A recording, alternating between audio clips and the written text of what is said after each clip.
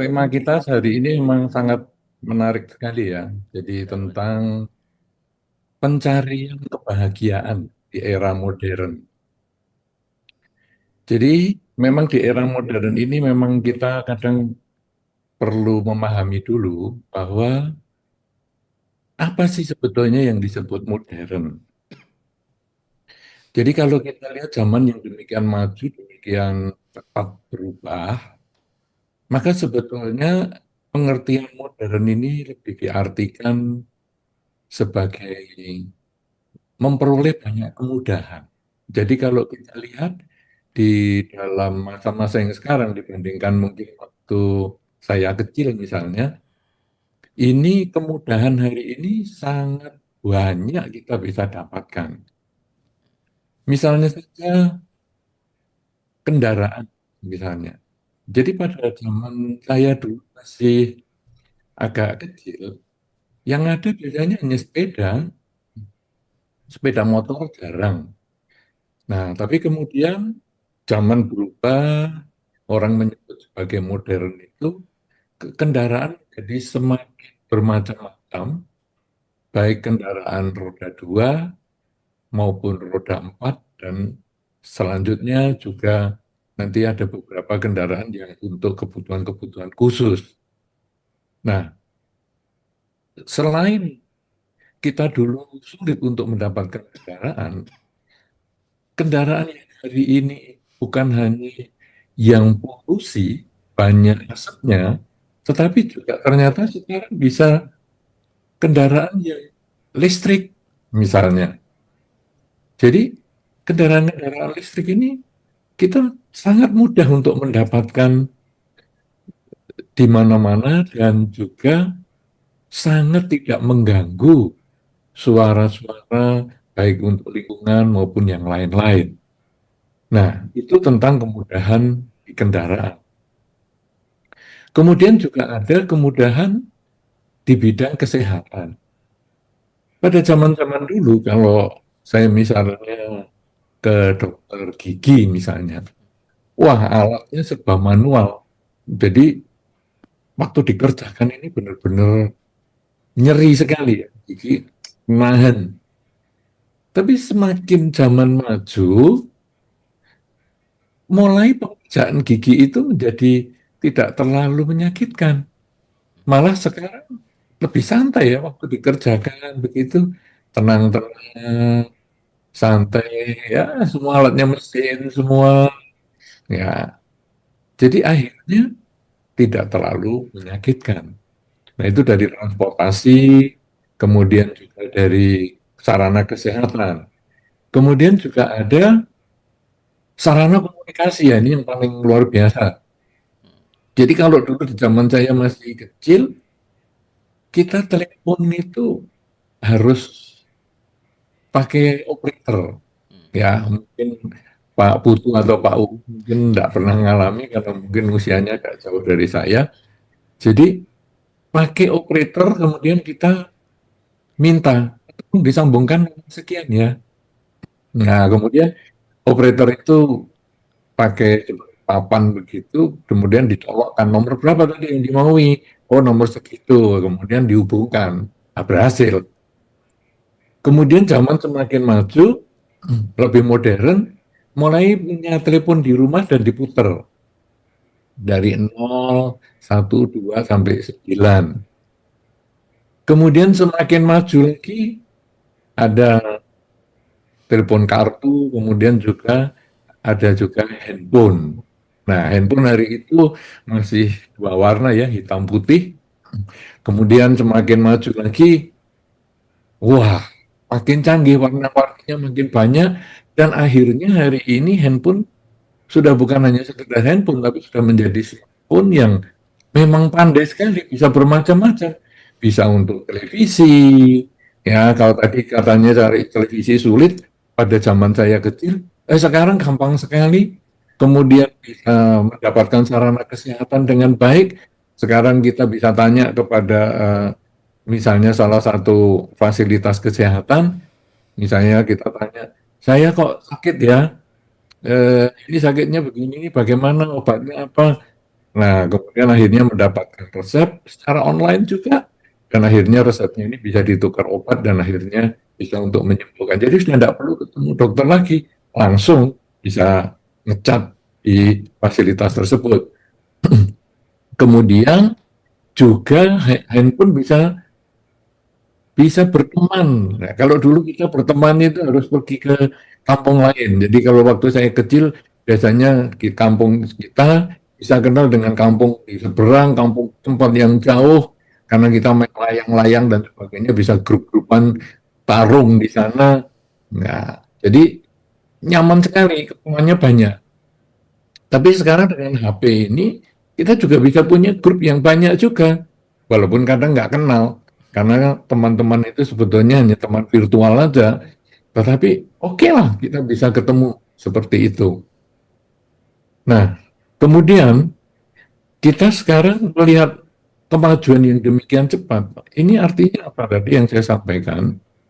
Teknologi semakin maju, kemudian ketergantungan kita kepada teknologi menjadi juga semakin kuat.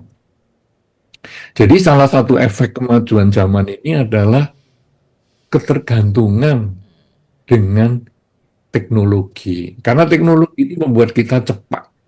Apa saja membuat kita cepat. Cepat berkumpul. Ya tadi dengan pertemanan, cepat melihat berita. Hari ini ada berita apa yang paling hangat misalnya, langsung tahu. Baik di lokal kita, di daerah lain, provinsi lain, sampai di negara lain. Kita langsung tahu.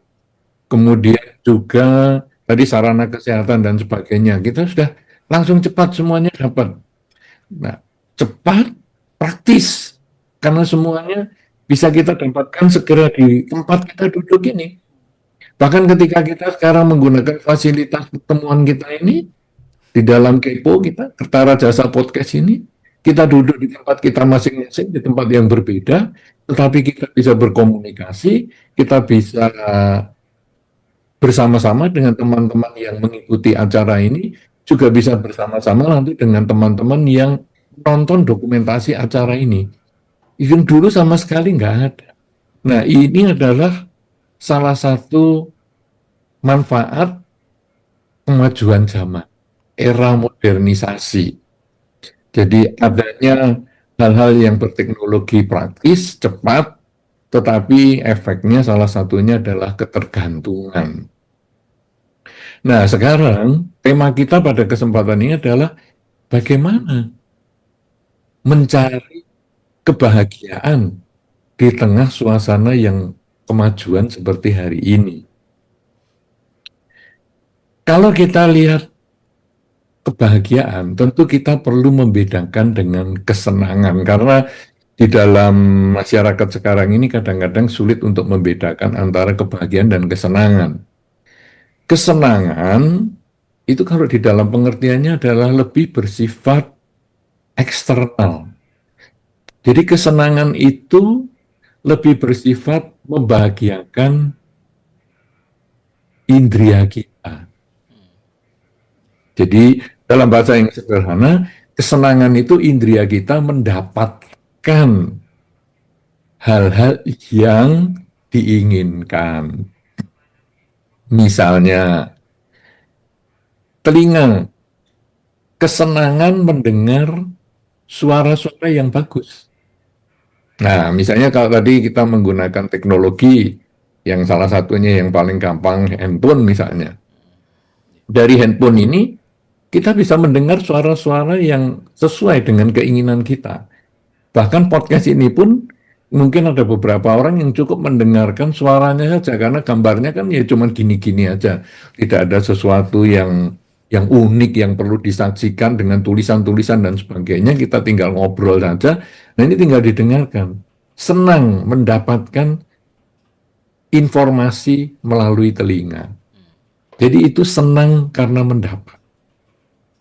Mata juga senang mendapatkan objek-objek penglihatan. Misalnya kalau kita dengan handphone juga, kita bisa melihat berita-berita, kita bisa ngikuti, bisa baca berita-berita yang luar biasa di situ. Itu bagi yang senang berita. Tapi juga ada yang beberapa orang kemudian bertanya juga, ini soal ujiannya bagaimana ya? Besok itu saya ada soal tentang agama Buddha. Kok saya nggak tahu tentang agama Buddha ini gimana ya? Dia tanya saja ke salah satu fasilitas AI atau eh, Feedback. kecerdasan buatan itu, kita tanya tentang riwayat agama Buddha, bagaimana ya? Mulai dari kelahiran Pangeran Siddhartha sampai wafat sampai hari ini, bagaimana ya riwayatnya? Coba sejarahnya diceritakan. Wah, itu fasilitas kecerdasan buatan itu bisa langsung keluar semua. Dan itu mata melihat itu dengan senang sekali karena dia bisa membaca, mengikuti dengan baik. Wow, kalau dulu saya masih kecil ini harus buka-buka buku perpustakaan negara. Ya kita dulu anggotanya perpustakaan negara yang bukunya sedemikian banyak dan paling lengkap hari itu. Ya perpustakaan sekolah pun kalah lengkap, jauh kalah lengkap perpustakaan negara sampai 2 3 tingkat itu kita bisa carinya sulit sekali. Sekarang hanya dengan menggunakan fasilitas handphone aja langsung ketemu, apalagi dengan fasilitas kecerdasan buatan. Wow, langsung dapat semua. Sudah tinggal baca, di print atau mau di save dalam bentuk PDF, dibawa kemana-mana, gampang. Nah ini mata mendapatkan yang menyenangkan. Kemudian hidung juga mendapatkan yang menyenangkan. Jadi kadang kita kalau di wihara pasang dupa, wah senang sekali baunya harum. Jadi senang itu berhubungan dengan indria kita mendapat sesuatu. Lidah, indria kita mendapatkan makanan yang enak, senang. Kemudian kulit, merasakan kelembutan. Wah, ini jubahnya lembut sekali ya. Senang. Oh, bajunya lembut ya. Senang. Jadi senang itu selalu berhubungan dengan indria kita mendapat sesuatu. Dan kalau indria kita mendapat yang tidak sesuai dengan keinginan, muncullah tidak senang. Jadi telinga mendengar hal yang tidak menyenangkan, suara terlalu keras misalnya, kita nggak senang karena nggak sesuai dengan keinginan.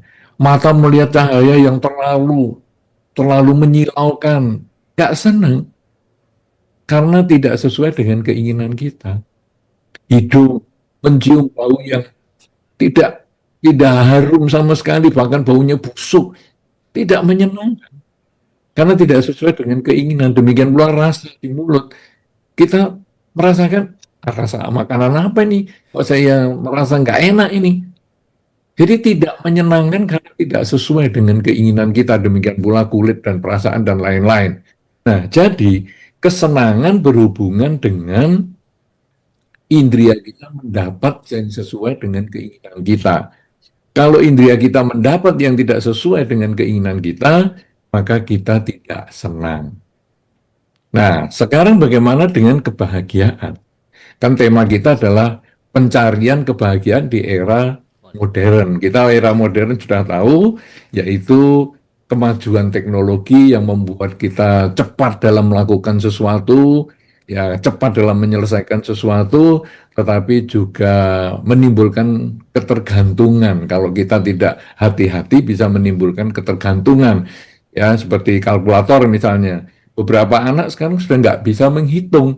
Misalnya 3 kali 3 berapa? Kalau nggak pakai kalkulator nggak bisa, karena ini ada ketergantungan. Sehingga 3 kali 3 berapa? Katanya 33.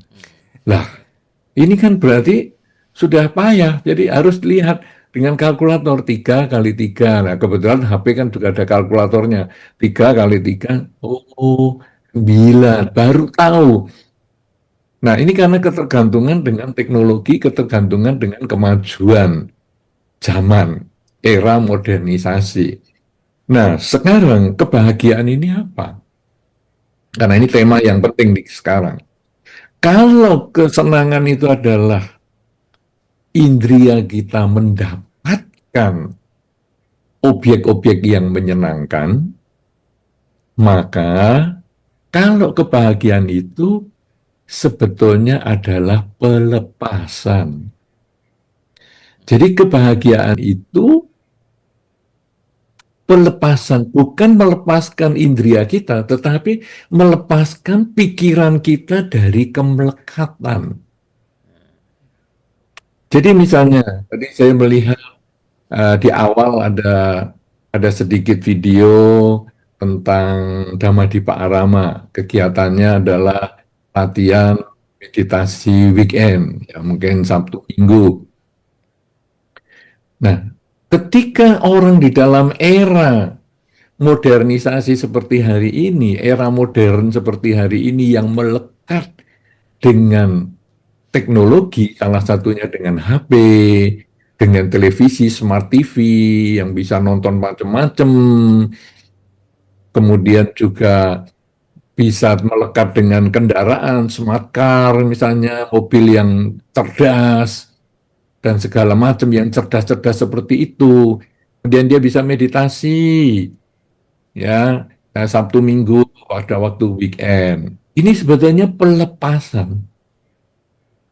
Jadi membebaskan indera kita ini dari ketergantungan. Itu kalau bisa dilakukan sangat membahagiakan. Kenapa? Karena pelepasan itu membuat kita malah jadi diri kita sendiri.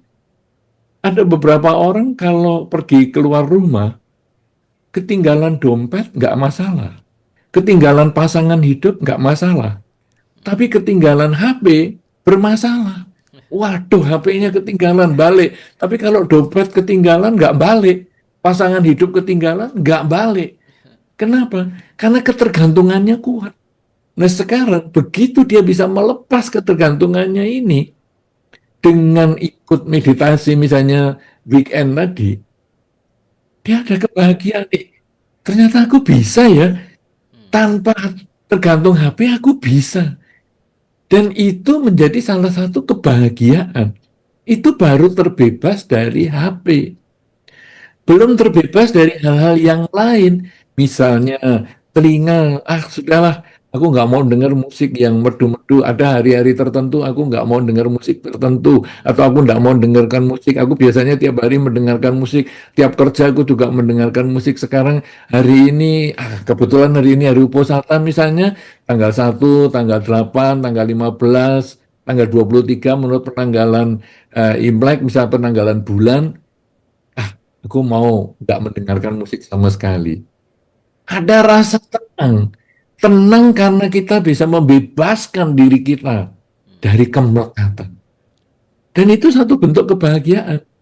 Aku biasanya kalau pagi sudah nonton berita, siang juga nonton berita, malam aku nonton drama-drama Korea dan lain sebagainya.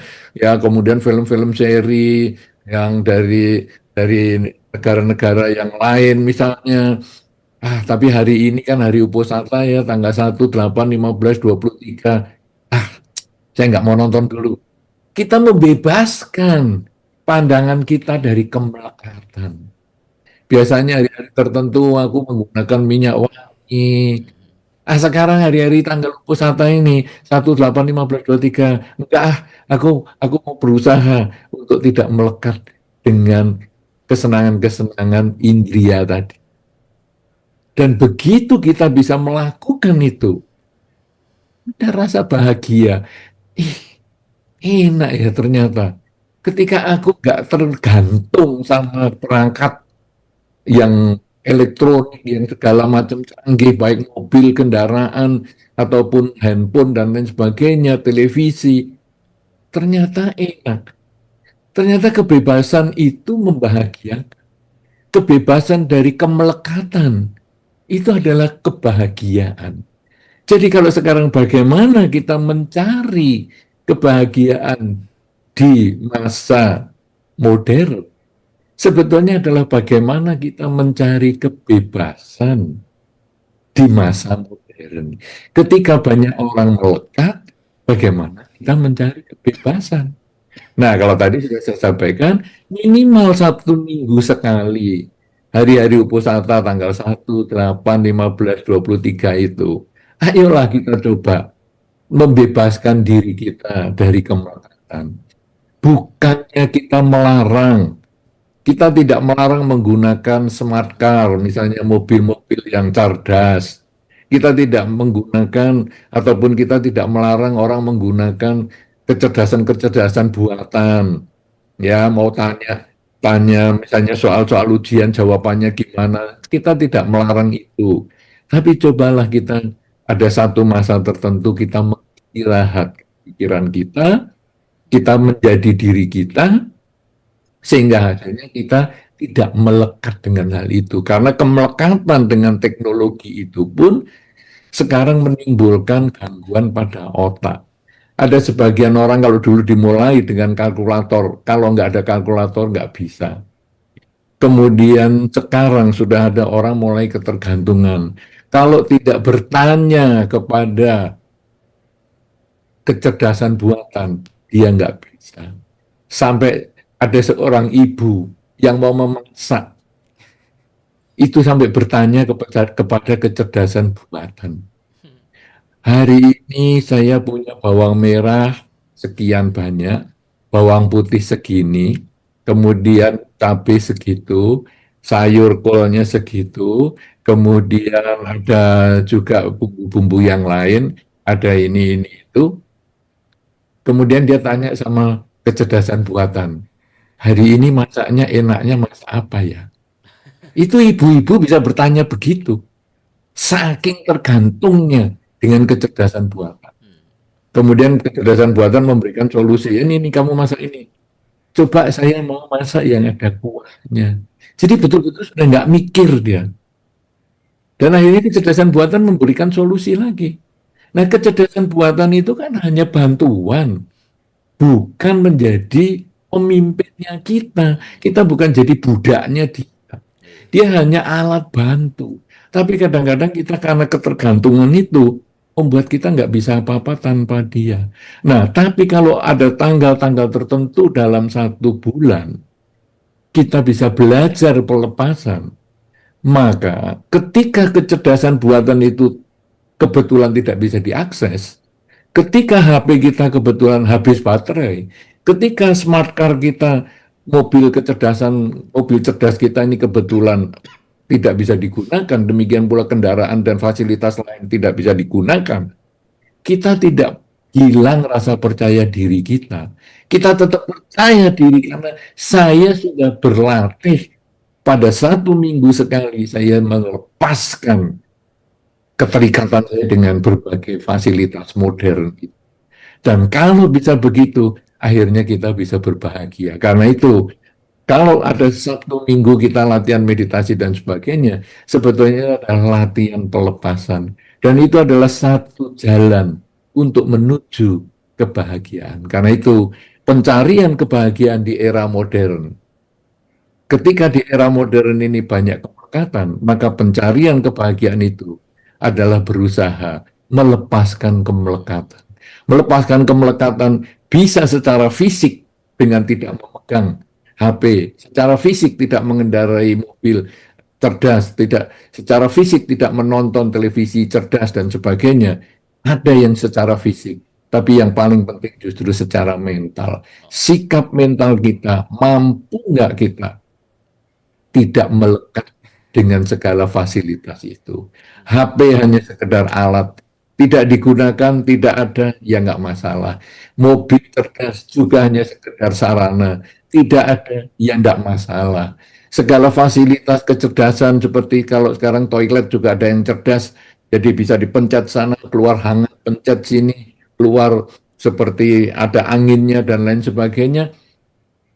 Tanpa itu kita juga bisa. Kalau sudah bisa begitu, maka setahap demi setahap kita sudah mulai bisa untuk mewujudkan kebahagiaan, yaitu membebaskan diri kita dari kemelekatan. Nah, nanti di dalam diskusi kita yang mungkin akan dipandu oleh Bapak Putu dan Pak Uung, kita semua nanti akan melakukan pendalaman sehingga pengantar ini mungkin bisa menjadi hal yang memancing kita untuk bertanya dan melakukan pendalaman. Terima kasih.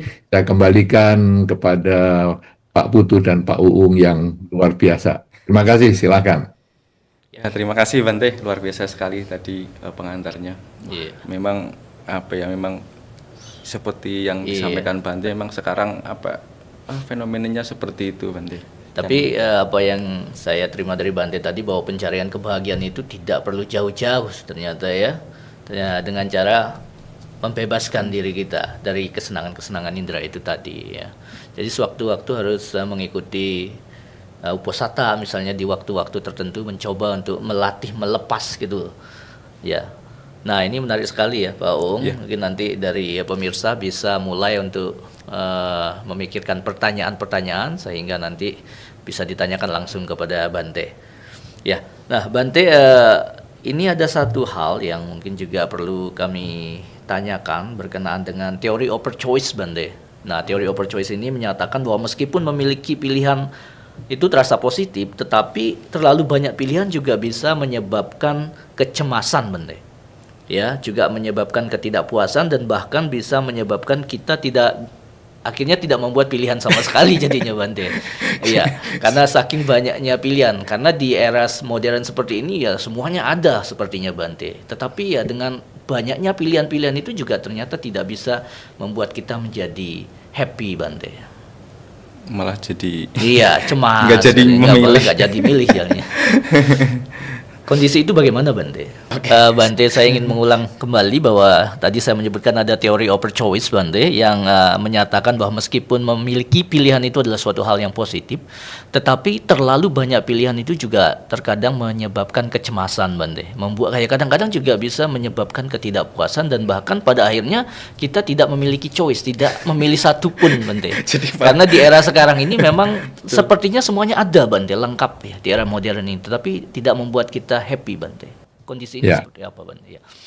Begini, jadi kita itu harus punya prioritas.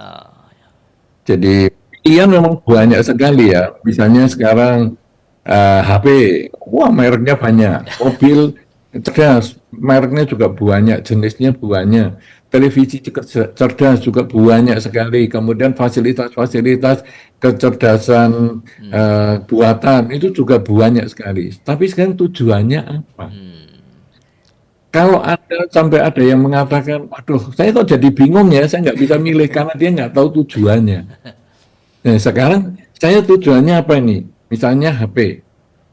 Saya ini orang yang sudah umur, jadi saya butuh HP yang besar. Layarnya besar, tulisannya besar. Nah, kalau sudah begitu, HP merek apa saja, nggak begitu penting, karena yang penting saya sudah fokus, mulai layarnya yang besar. Kemudian layar yang besar, mungkin ada beberapa macam. Kemudian saya sekarang akan cari lagi yang sesuai dengan kebutuhan saya. Misalnya apa? Yang menunya sedikit, jadi gampang menunya. Saya cari. Karena ada tujuan, maka saya gampang menentukan. Mobil cerdas juga sama. Mobil cerdas, saya ini orang gaptek atau orang yang memang melek teknologi. Kalau saya gaptek, nggak usah mobil-mobil cerdas lah, mobil yang umum-umum yang biasa saja, pakai kunci kontak biasa saja, daripada saya ini nanti lupa kalau mobil cerdas itu kontaknya ketinggalan di dalam malah kekunci semua. Sudahlah, sekarang mobil biasa saja. Nah, jadi pilihan banyak. Itu karena kita banyak orang di dunia ini yang kebutuhannya beda-beda. Tetapi tujuan setiap orang itu tidak sama. Sama dengan kalau kita mau pergi ke Wihara Dhammadippa atau Dhammadippa Arama. Banyak cara. Kalau misalnya dari Budigiri, mau lewat Malang atau mau lewat Batu, bisa. Atau bisa lewat jalan yang lain. Nah, sekarang kita tujuannya apa? Oh, saya mau ke Malang dulu. Oke, kalau gitu saya lewat Malang. Atau saya mau ke Batu dulu. Berarti saya lewat Batu. Jadi pilihan banyak. Tapi kita prioritasnya adalah disesuaikan dengan tujuan, maka kita tidak akan pernah bingung untuk mendapatkan yang memang kita perlukan. Begitu. Baik.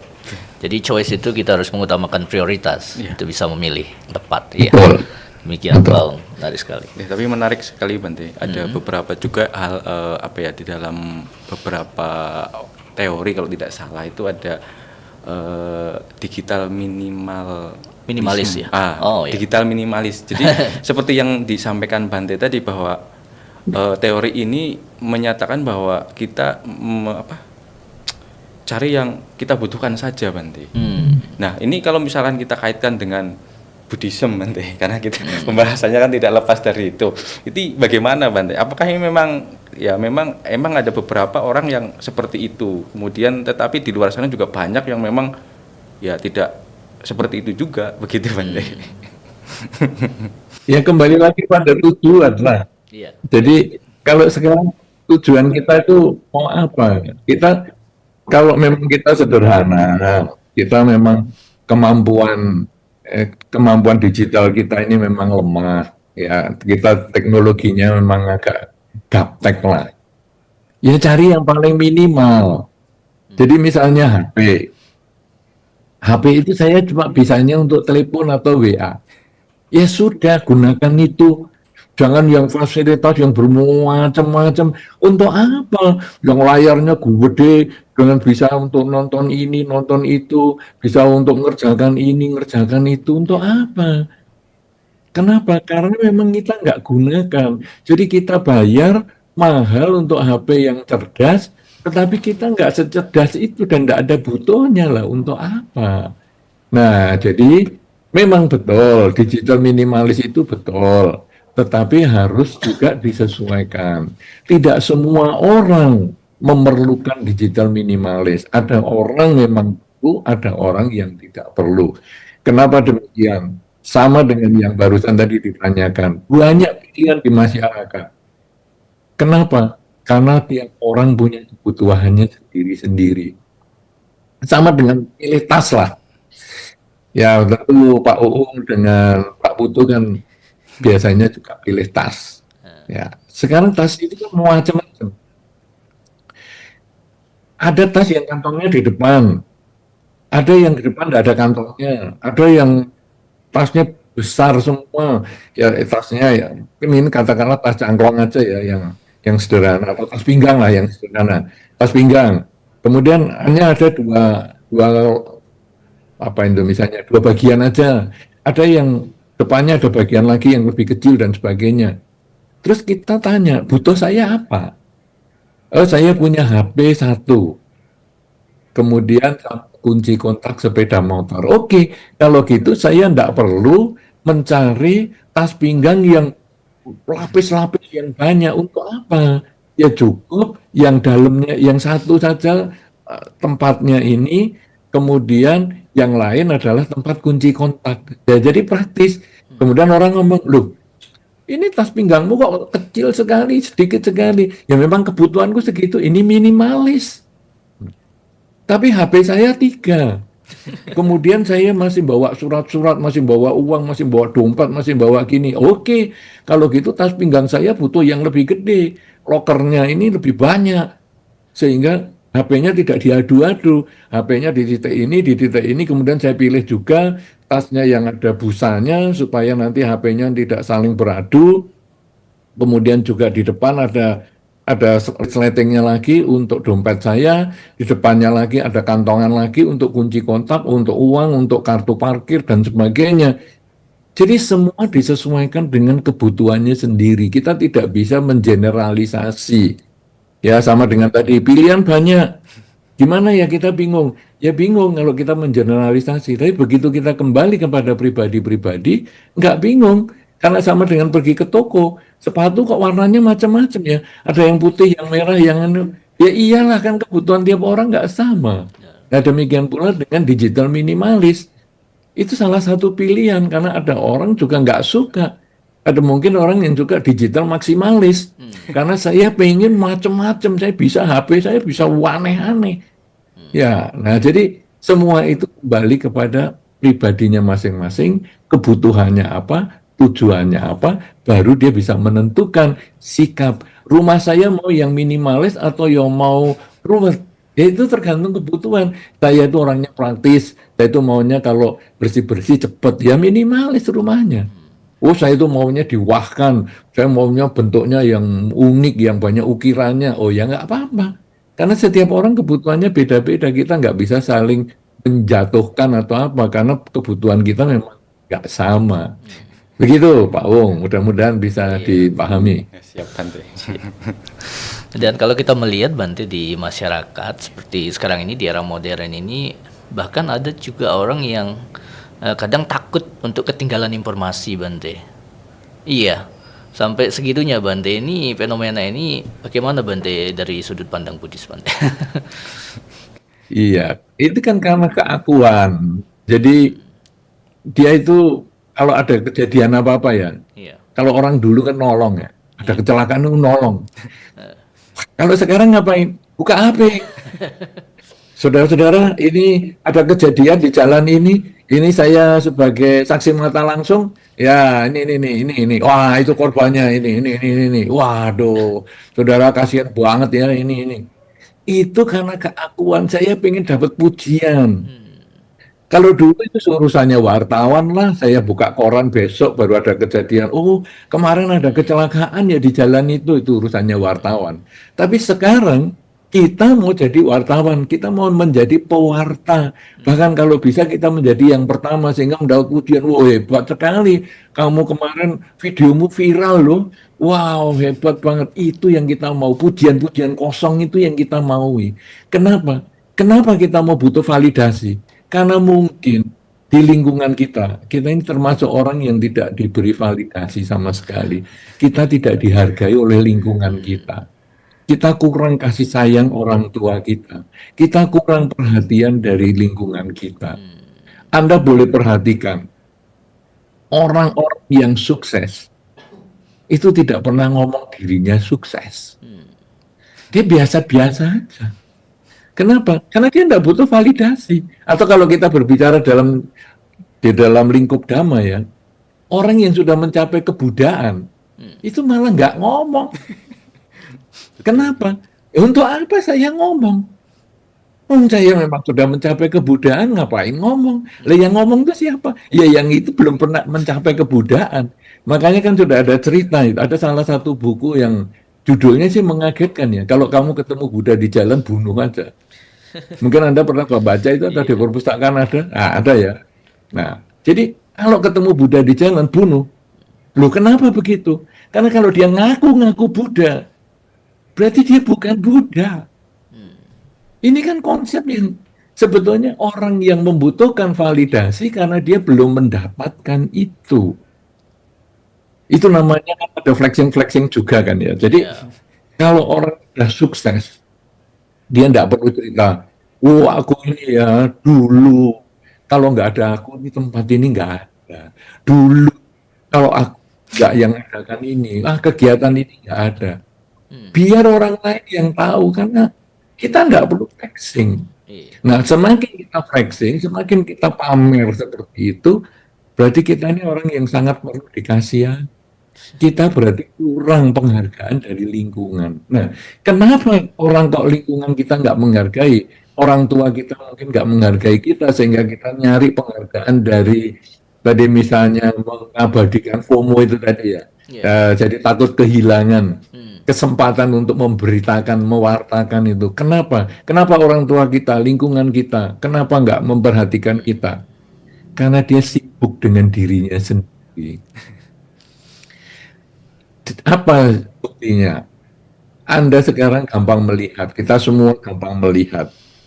Kalau tanya, mungkin kalau di kampus ya, atau mungkin di jalan atau waktu mungkin ada masa-masa istirahat begitu ya, duduk barengan, jarang kita ngobrol sama sebelah. Yang ada kita mainan HP. Terserahlah kamu mau ngapa, kamu mau jungkir balik ya terserah, pokoknya saya main ketawa-ketawa sendiri, hihihi. Kita nggak pusing dengan sebelah.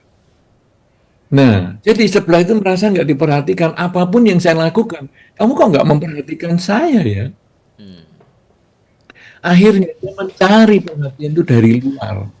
Nah, sehingga ketika dia tadi syuting, misalnya ngambil video dari ada kejadian apa begitu, kecelakaan misalnya, atau ada kebakaran, atau ada kecopetan, atau ada orang digebuki, atau apa saja dia mau ambil, orang menghargai, dia merasa happy. Begitu dia posting, kemudian dia lihat, wah dikasih like berapa ya, dikasih hati berapa ya, seneng sekali tiap kali buka cuman ngitung itu aja. Padahal itu semua kan hanya kekosongan.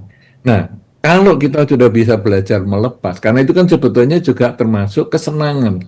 Senang mata melihat hati yang demikian banyak, senang mata melihat ya, ibu jari diangkat ini ya, ya oke, oke, oke semuanya viral, kemudian nonton komentarnya bagus, bagus, bagus. Senang yang begitu itu sebetulnya hanya kesenangan indriawi, bukan bagian dari kebahagiaan. Tetapi ya itu karena dia mental yang kering, pikiran yang kurang perhatian. Karena itu, kalau kita mau mengurangi orang-orang yang FOMO, ya, jadi orang yang takut kehilangan kesempatan untuk memberitakan sesuatu, misalnya, atau takut ketinggalan sesuatu, marilah kita juga mengurangi kesenangan-kesenangan kita dengan teknologi itu, kemudian kita memperhatikan lingkungan kita, keluarga Anda, pasangan hidup Anda, ya, kemudian keturunan Anda, tetangga Anda, cobalah Anda menyapa mereka. Selamat pagi, apa kabar? Bagaimana? Wah, saya kemarin barusan ini, bagus. Ya, saya kemarin bakso dulu, bagus. Karena dia sering mendapatkan perhatian, maka dia sudah nggak begitu lagi cari perhatian di luar dengan HP-nya itu. Tapi kalau sekarang kita masih selalu hanya perhatian pada diri kita sendiri, pokoknya aku seneng. Ya, karena kemajuan zaman ini salah satunya juga ketergantungan pada teknologi itu akhirnya kita itu menjadi individualis.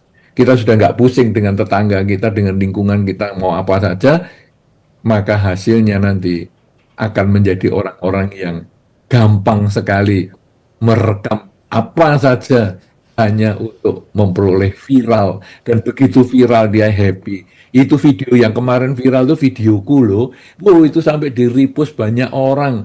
Wow, itu kalau bukan aku yang ngambil nggak bisa itu. Itulah pengakuan-pengakuan semu yang sebetulnya dari orang-orang yang patut dikasihani.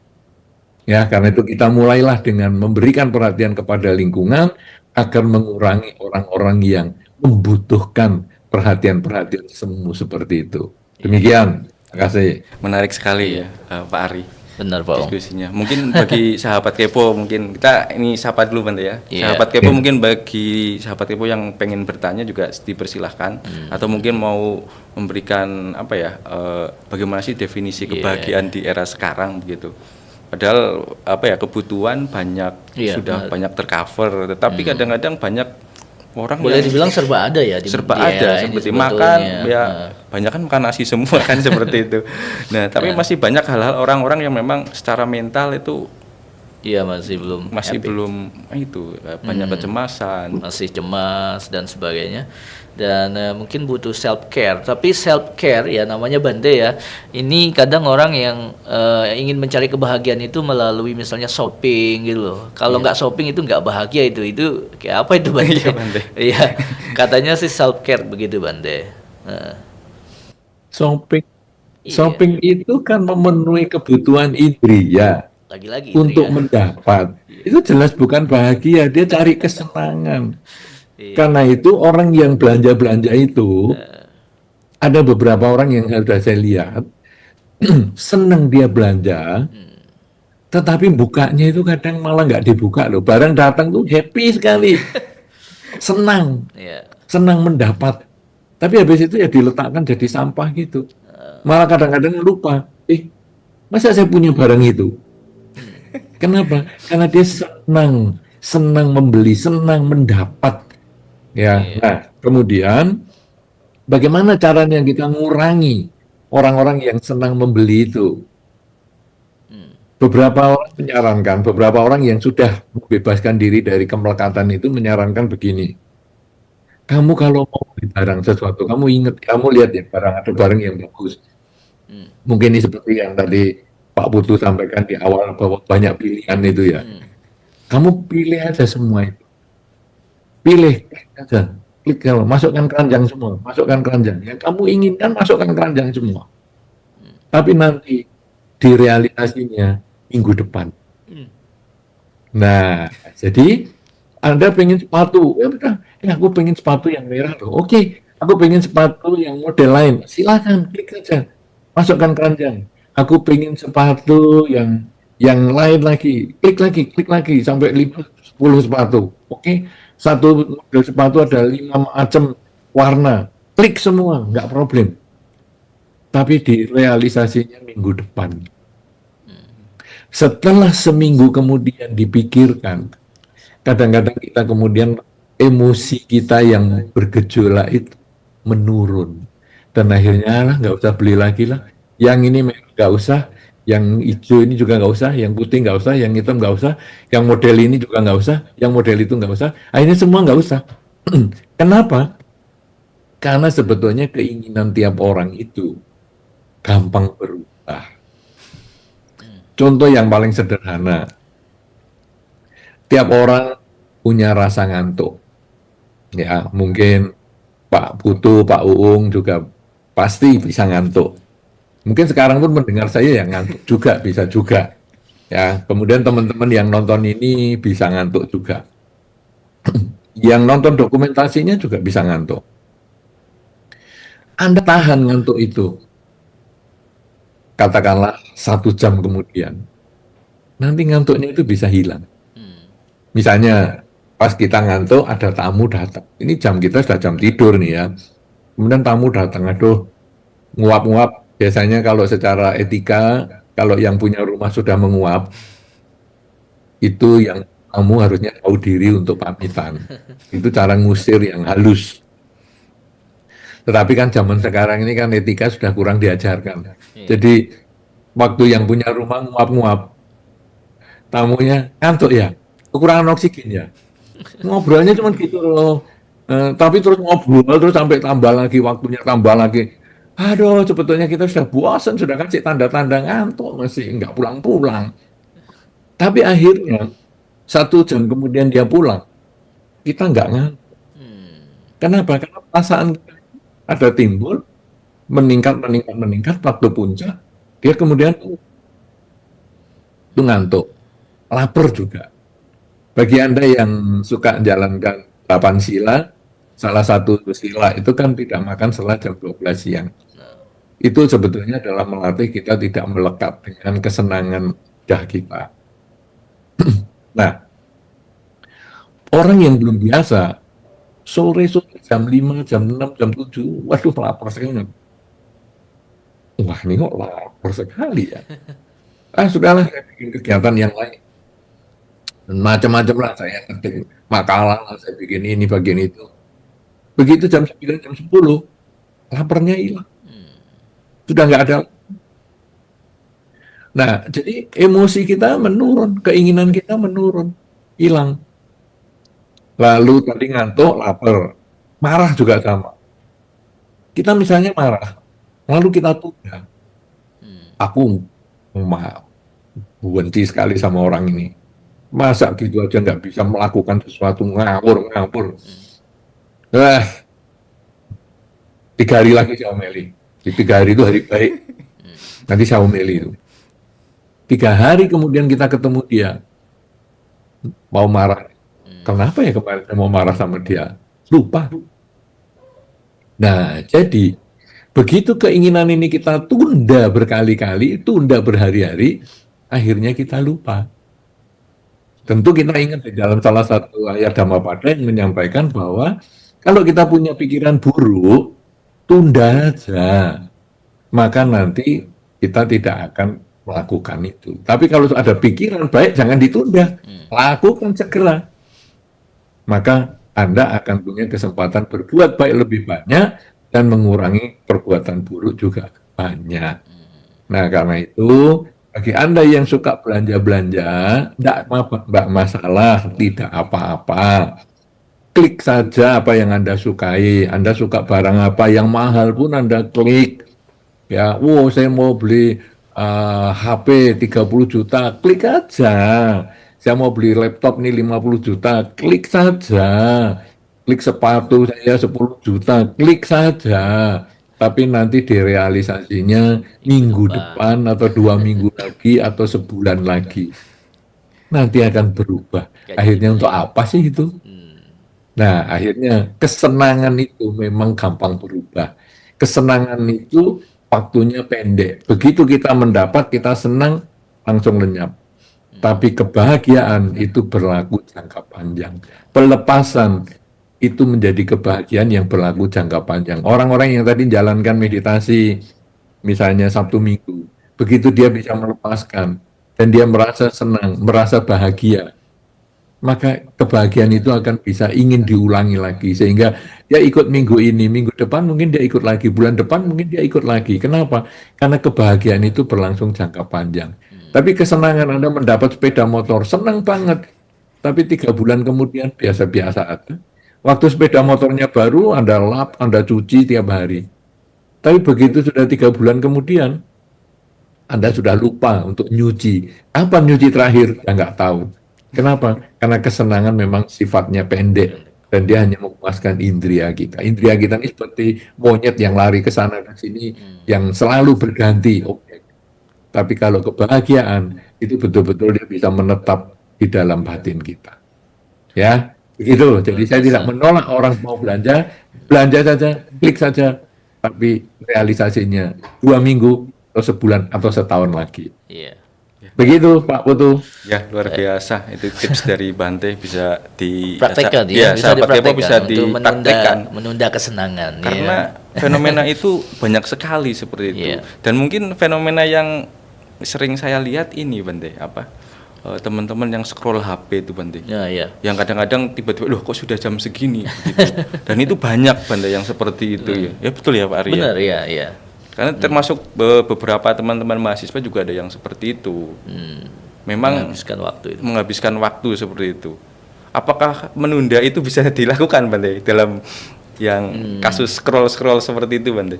Keasikan scroll TikTok kah, Instagram, sosial media seperti itu, lihat-lihat statusnya orang begitu-gitu. Ya. Ya, jadi HP itu memang kalau kita lihat-lihat sangat menyenangkan ya. Jadi apa saja yang kita butuhkan bisa ada di situ. Misalnya begini, Anda senang musik misalnya. Kemudian Anda dengar, langsung algoritma itu akan mengikuti Anda. Jadi nanti musik yang Anda sukai itu muncul terus di situ. Sehingga Anda ini. Jadi hormon positif di otak kita itu wah diproduksi terus dan kita senang sekali scrollnya terus. Dan begitu kita yang musik ini nggak senang, ya sudah kita scroll. Jadi kita selalu dapat yang senang, karena begitu yang nggak senang kita geser. Dan algoritmanya itu juga ngitung, Anda ngelihat itu jenis itu berapa lama. Dan nanti keluarnya yang jenis itu semua. Dan wah ini sulit dihentikan. Makanya Indonesia termasuk pengguna HP yang paling cukup lama. Tergolong salah satu yang paling lama di dunia ya. Ada 8 jam sehari bahkan lebih. Tapi rata-rata sekitar 8 jam. 8 jam penggunaan HP itu sama dengan orang kerja. Betul. Anda kalau orang kerja kan biasanya satu hari kan 8 jam kerja. Mulai dari jam pagi sampai jam 4 sore. Jadi HP ini bisa dimainkan sampai mau tidur loh HP-nya. Kemudian mau tidur HP-nya diletakkan di samping kepala. Kemudian besok bangun pagi. Dia walaupun tidur dengan keluarganya, serumah dengan keluarganya, nggak pusing keluarganya. Yang penting HP langsung buka lagi, scroll lagi. Itulah tadi yang membuat orang jadi FOMO, yang pengen kemudian tidak mau ketinggalan berita dan sebagainya, itu karena keluarganya nggak perhatian sama dia, ngurusi HP-nya terus. Nah sekarang bagaimana? Di HP itu sebetulnya, nanti kan kita bisa melihat ya, HP itu ada fasilitas untuk melihat apa saja yang kita biasa lihat dalam seminggu. Dia itu ada jamnya. Jadi kamu dalam seminggu ini kamu untuk nonton media sosial ini, untuk baca media sosial sekian belas jam. Kamu untuk lihat berita sekian jam. Kamu untuk nonton film sekian jam. Itu ada. Nah, sekarang kita tahu, oh, ini yang paling banyak ini bermanfaat nggak untuk saya? Wah, ini kan cuma media sosial, nonton punyanya temen ngapain, malah nanti iri hati. Temen lulus, kok dia lulus ya, padahal masuknya lebih belakangan dari saya, malah iri hati. Yang muncul adalah karma buruk. Ya, nah ini kalau temennya yang saingannya gagal, kita malah seneng. Wow, rasain lo. Ternyata kamu juga bisa jatuh juga ya, bisa gagal juga. Karma buruk lagi, berbahagia di atas penderitaan makhluk lain. Ya semacam itu. Nah, kita sekarang tahu dari grafiknya tadi, statistiknya tadi, kita akan tahu statistik itu bawaannya HP ya. Jadi kita tinggal cari di fasilitas HP-nya, statistik kita minggu ini terbanyak pakai apa? Bisa nggak kita kurangi? Nah, itu juga nanti ada di fasilitas HP-nya. HP kita itu pinter sebetulnya, cuman kadang-kadang kita nggak ngulik di dalamnya sehingga ya jadi kurang pinter. HP kita itu bisa pinter, kita bisa batasi. Oh, tadi media sosial ini saya dalam seminggu bisa 30 jam. Wah, luar biasa ya. Lama sekali. Wah, ini untuk apa saya 30 jam ini? Kalau saya untuk belajar, saya bikin makalah, bikin apa, bisa dapat banyak ini. Oke, kalau gitu saya batasi. Nah, kemudian di HP itu ada timernya. Jadi media sosial ini Anda kasih timer. Misalnya satu hari hanya berapa? Saya kalau 7 hari kok 30 jam ya? Berarti saya hampir satu hari 4 jam ini. 4 jam sampai 5 jam. Oke, saya batasi satu hari 2 jam saja. Ini kan dikurangi separuh. Nah itu kemudian timernya Anda pasang. Jadi media sosial ini per hari hanya 2 jam. Kemudian nanti yang lain-lain juga bisa di timer begitu. Sehingga begitu hari ini Anda melebihi waktu yang sudah Anda tentukan sendiri, ini nggak bisa diakses. Tetapi karena yang ngatur ya kita jangan curang. Ya ini mumpung aku baru seru, saya akses saja, saya batalkan ini, pokoknya terus gini. Enggak, ya kita harus disiplin. Kenapa? Karena ini untuk perbaikan kita. Kenapa? Supaya kita bisa tidak melekat. Teknologi itu mempercepat dan mempermudah, sehingga kita gampang melekat. Nah, supaya kita bisa bahagia, salah satunya adalah pelepasan. Pelepasan yaitu tidak melekat secara fisik. Nanti bertahap kita bisa tidak melekat secara mental. Ya, seperti menjadi biku. Sebetulnya menjadi biku ini sebetulnya adalah pelepasan secara fisik. Jadi misalnya tidak berkeluarga. Ya, ini sebetulnya kenapa? Karena menggunakan jubah ini berarti sudah tahu kita tidak berkeluarga, sehingga tidak pernah ada orang tanya sama biku misalnya, Bante keluarganya sekarang pasangan hidupnya atau anaknya, sudah tidak ada orang tanya itu. Kenapa? Karena menggunakan jubah ini berarti secara fisik dia sudah melepas, keluarganya juga dia melepas. Nah, tetapi tidak semua orang harus jadi biku. Ya, kalau sekarang semua orang harus digundul. Gundul ini biku adalah melepas secara fisik. Rambut yang merupakan mahkota, yang bagi sebanyak orang merupakan mahkota, rambut selalu disisir, disayang-sayang, kemudian kita lepaskan.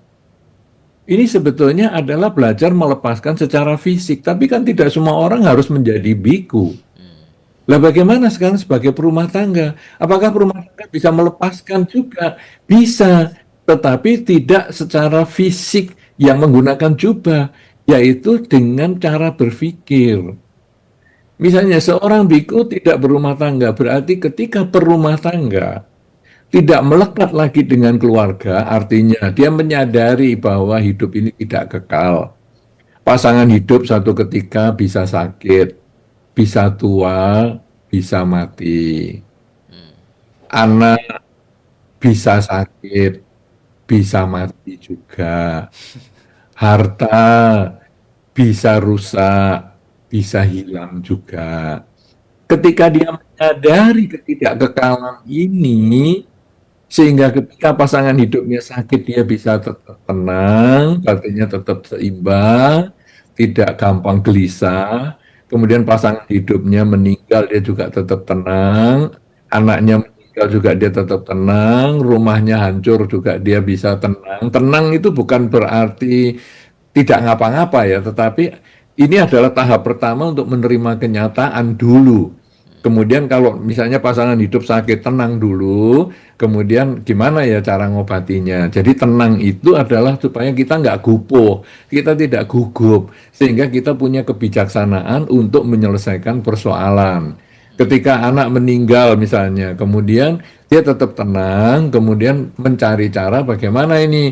Wah, anak ini kok sudah meninggal, padahal anaknya ada 3. Wah, ini berarti mungkin ada kesalahan pada anak yang meninggal ini. Berarti anak yang sisanya jangan sampai melakukan kesalahan yang sama. Karena yang meninggal sudah tidak bisa disesali, jadi kita tidak bisa menyesali yang hilang, kita hanya bisa mensyukuri yang masih ada.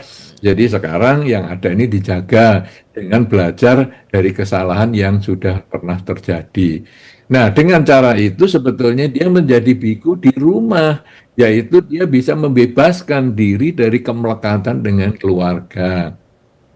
Ketika biku mencukur rambut menjadi gundul, sekarang ketika seorang dia melihat rambutnya ini berubah, dia berubah menjadi rontok, atau kemudian kena kemo dan akhirnya juga rontok, ya, dia menyadari semua itu adalah tidak kekal dan dia tidak gelisah, dia bisa terima ini sebagai kenyataan, maka dia sebetulnya sudah menjadi biku di dalam perumah tangganya.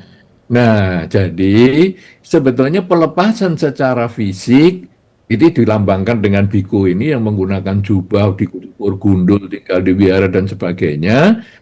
Nah, sekarang pelepasan secara mental ini sebetulnya perumah tangga juga bisa walaupun tidak harus menjadi biku, yaitu sikap mental, cara berpikir.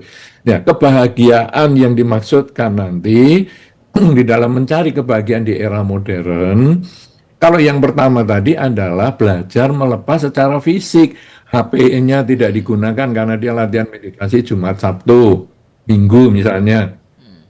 HP tidak digunakan, tidak berkumpul dengan keluarga, menggunakan tadi kalau saya lihat bajunya putih-putih misalnya dan sebagainya, tidak menggunakan perhiasan dan wangi-wangian dan sebagainya. Itu masih pelepasan secara fisik. Nanti akhirnya kita akan belajar pelepasan secara mental, yaitu ketika ya baju saya punyanya ini tidak apa-apa. Nah, itu baju banyak yang itu di lemari gimana? Saya bisa danakan kepada mereka yang membutuhkan. Karena dengan saya bisa berdana kepada yang membutuhkan, maka saya bisa kemudian membeli baju yang baru lagi. Tapi kalau saya semua mesti saya simpan sampai lemari saya sudah mau meledak saking banyaknya, maka saya membeli, tapi akhirnya tidak saya gunakan dan saya cuma senang dengan membeli saja. Nah, jadi dengan cara seperti itu, akhirnya orang juga mendapatkan apa yang dari kita sudah kita tidak mau pakai dan kita tetap bisa mengambil barang-barang ataupun kita bisa membeli pakaian-pakaian yang masih diperlukan sehingga pabrik pun akan terbantu, ya produsen pakaian pun juga terbantu. Kenapa? Karena kita membeli tapi kita juga mengedarkan pakaian-pakaian yang sudah kita nggak mau pakai atau sudah tapi masih layak pakai ya untuk kepada mereka yang masih membutuhkan. Demikian pula makanan, kita makan sehari sekali cukup, tapi kita bisa membeli tiga makanan, 3 porsi. Untuk apa? Kita bagikan kepada orang lain. Dengan cara seperti ini maka kita bisa membebaskan dari kemelekatan dan itulah pola pikir. Ya, karena itu kita bisa melepaskan secara mental, itu yang tujuan kita. Tapi diawali dengan berlatih secara fisik. Nah, ini yang mungkin bisa saya jadikan jawaban atas pertanyaan yang barusan disampaikan. Terima kasih. Baik. Luar biasa. Iya, terima kasih Bante dan Terima kasih, kita Bante. coba cek dari Iya. pemirsa ya dari Pertanyaan dari sahabat Kepo, Bante. barangkali Ada berapa? pertanyaan. Dari silakan. Ya, ini Bante ada pertanyaan. Wah, dari Medan, Bante. Oh ya, Jauh, Bante. dari Wah, Medan ini Bante. Mantap. Edward ya. Heng. Bagaimana cara efektif mendidik generasi muda agar memiliki kecerdasan menerima kenyataan di lingkungan yang kompetitif agar tidak mengalami depresi akibat harapan yang berlebihan untuk sukses? Wah, iya sukses ini, Bante. Ya, Bante. Silakan, Bante. Iya, kecerdasan menerima kenyataan itu sering dilatih. Jadi begini, Di dalam Dhamma itu kan kita sering ada pengulangan. Misalnya pembacaan Pancasila Buddhis. Kadang-kadang beberapa orang akan bertanya, aneh ya, pembacaan Pancasila Buddhis itu kita semua kan sudah hafal. Kenapa kok kita masih ngulang lagi, ngulang lagi? Apa apa enggak ada kesibukan yang lain? Bahkan beberapa ada biku yang sudah sangat senior, itu kemudian malah nggak inget. Misalnya Pancasila Buddhis ya, Panatipata, kemudian habis itu tidak adinadana, langsung kami sumicacara. Loh, kok meleset? Itu umatnya malah yang tidak ngikuti. Umatnya malah mengulangnya adinadana. Loh kan berarti umatnya lebih pintar daripada bikunya.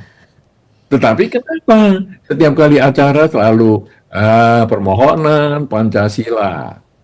Nah, mari kita bacakan Radyana Pancasila. Kenapa begitu? Karena ini pengulangan. Pancasila Buddha ini pengulangan, pengulangan, pengulangan, pengulangan. Tidak membunuh, tidak hina, tidak bohong. Ini pengulangan, pengulangan, pengulangan, pengulangan. Dan kita sudah tahu kan teori pengulangan, kalau diulang 20 kali kan itu bisa menjadi ingatan yang jangka panjang. Nah, kayak kita ikut kebaktian setiap hari Minggu, mungkin malah kebaktiannya tiap hari Uposatha juga, jadi seminggu bisa 2-3 kali. Dan kita mengulang, mengulang, mengulang, mengulang terus, itu nanti menjadi ingatan jangka panjang. Dan apa yang terjadi dengan ingatan jangka panjang itu, ketika kita mau melakukan pembunuhan, kita itu jadi ada beban mental. Pembunuhannya walaupun kecil ya, misalnya membunuh semut, membunuh nyamuk, itu langsung ada beban mental. Aku kan sudah berlatih untuk tidak melakukan pembunuhan. Masa sih aku bunuh? Loh, ini langsung jadi rem otomatis. Kenapa? Karena diulang, diulang, diulang, diulang. Nah, pengulangan seperti itu. Kemudian misalnya Budang Saranang Gajami, Damang Saranang Gajami, Sangang Saranang, itu juga diulang, diulang, diulang. Selalu saja padahal sudah hafal, ulang lagi, ulang lagi, ulang lagi.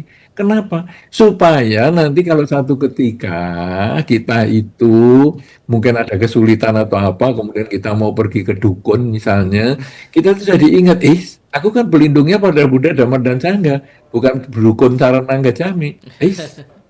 Wah, ini jadi rem otomatis. Pengulangan-pengulangan itu masuk ke bawah sadar kita. Kalimat semoga semua makhluk bahagia, semoga semua makhluk bahagia, semoga semua makhluk bahagia. Kita ulang, ulang, ulang, ulang, ulang terus. Bahkan dijadikan objek meditasi, semoga semua makhluk bahagia, semoga semua makhluk bahagia. Sehingga begitu kita emosi sama seseorang, kita nggak suka sama seseorang, yang keluar adalah kata-kata, sudahlah, semoga kamu bahagia. Nah, ini kan apa? Hasil pengulangan mengisi bawah sadar kita. Nah, sekarang bagaimana kecerdasan menerima kenyataan? Ya dimulai dengan pengulangan juga. Kecerdasan menerima kenyataan ini diulang gimana? Tadi sebetulnya sudah singkat saya sampaikan, yaitu marilah kita mensyukuri yang masih ada. Jangan menyesali yang sudah hilang. Jadi misalnya, saya punya uang 1 juta, kemudian hilang 100.000. Kadang-kadang kita nyesel sekali, aduh 100.000 hilang. Nah, kita yang pertama harus mensyukuri yang kita masih miliki. Jangan menyesali yang sudah hilang. Ya, syukurlah masih ada 900.000. Sudah, selesai. Itu yang pertama. Tapi nanti di sesi yang berikutnya kita harus renungkan, kenapa saya bisa hilang 100.000 tadi? Oh, saya itu tadi tinggalnya terlalu lama. Saya letakkan uang 1 juta di situ, kemudian saya ke toilet, dan akhirnya ya ada tetangga yang masuk, lihat, ambil. Oke, kalau gitu lain kesempatan saya lebih hati-hati. Nah, jadi kita belajar dari kesalahan untuk di masa depan tidak terulang. Tadi pada waktu saya cerita tentang rumah tangga, pasangan hidup yang sakit atau meninggal, anak yang sakit atau meninggal, yang pertama kita harus mensyukuri apa yang kita masih miliki. Oh, anaknya kan 3, meninggal satu, masih syukur ada dua. Tetapi yang dua ini harus dijaga karena yang satu tadi menjadi pelajaran agar di masa depan tidak terulang pada dua anak. Nah, ini sebetulnya sekarang kalau kita lihat di zaman yang kompetitif seperti ini, apa yang harus kita lakukan supaya kita mudah menerima kenyataan? Ada satu kata pengulangan yang perlu kita lakukan, yaitu kata ya sudah. Ya sudah. Ya sudah. Kata cuma itu aja. Ya sudah. Jadi misalnya, saya sudah usaha keras, luar biasa, masih kalah nih toko saya, kalah rame nih sama tetangga. Nomor satu, ya sudah. Karena saya sudah usaha keras. Tapi saya juga agak males sih. Ya sudah, kalah sama tetangga. Jadi kata yang pertama adalah, ya sudah. Tapi apakah itu kemudian jadi kata satu-satunya? Tidak. Kata ya sudah itu harus diikuti dengan evaluasi. Kenapa saya bisa kalah sama tetangga? Jadi kata ya sudah dulu. Ya sudah, saya memang agak males buka toko, jadi kalah sama tetangga. Nah, kalau gitu sudah tahu penyebabnya, ya perbaiki dong, jangan males-males. Nah, tapi saya sudah rajin nih, masih kalah nih sama tetangga. Oke, kalau gitu kita harus belajar sama tetangga, apa yang membuat dia lebih sukses daripada kita. Ya kita cari sebabnya. Sehingga kalau yang bagus, kita ikuti. Kalau yang bagus yang belum punya, ya kita create, kita coba, kita bangkitkan di dalam diri kita. Supaya kebaikannya dia itu bisa terjadi pada diri kita. Dia bisa, masa aku nggak bisa?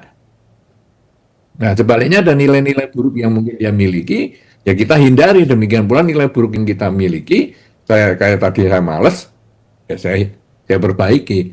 Dengan cara seperti itu, maka kecerdasan menerima kenyataan ya sudah, itu menjadi langkah awal untuk mengevaluasi, melakukan perbaikan, mengambil yang baik, dan mengurangi yang buruk. Sehingga hasilnya nanti di masa depan, apa yang kita terima ini akan bisa kita tingkatkan di masa depan supaya menjadi lebih baik lagi. Nah, jadi kita harus selalu ulang di dalam diri kita, ya sudah, ya sudah, ya sudah. Ini diulang-ulang berkali-kali, sama dengan tadi Pancasila Buddhis.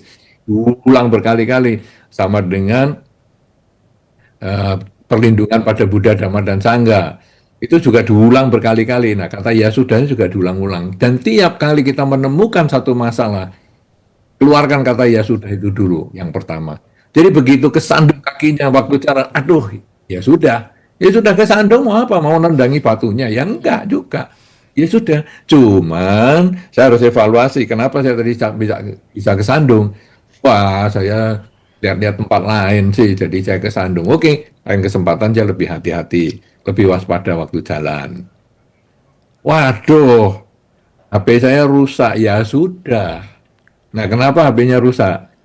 Tadi saya UTI, saya mau tahu yang lebih banyak. Oke, kalau gitu lain kesempatan jangan melakukan yang kita nggak tahu.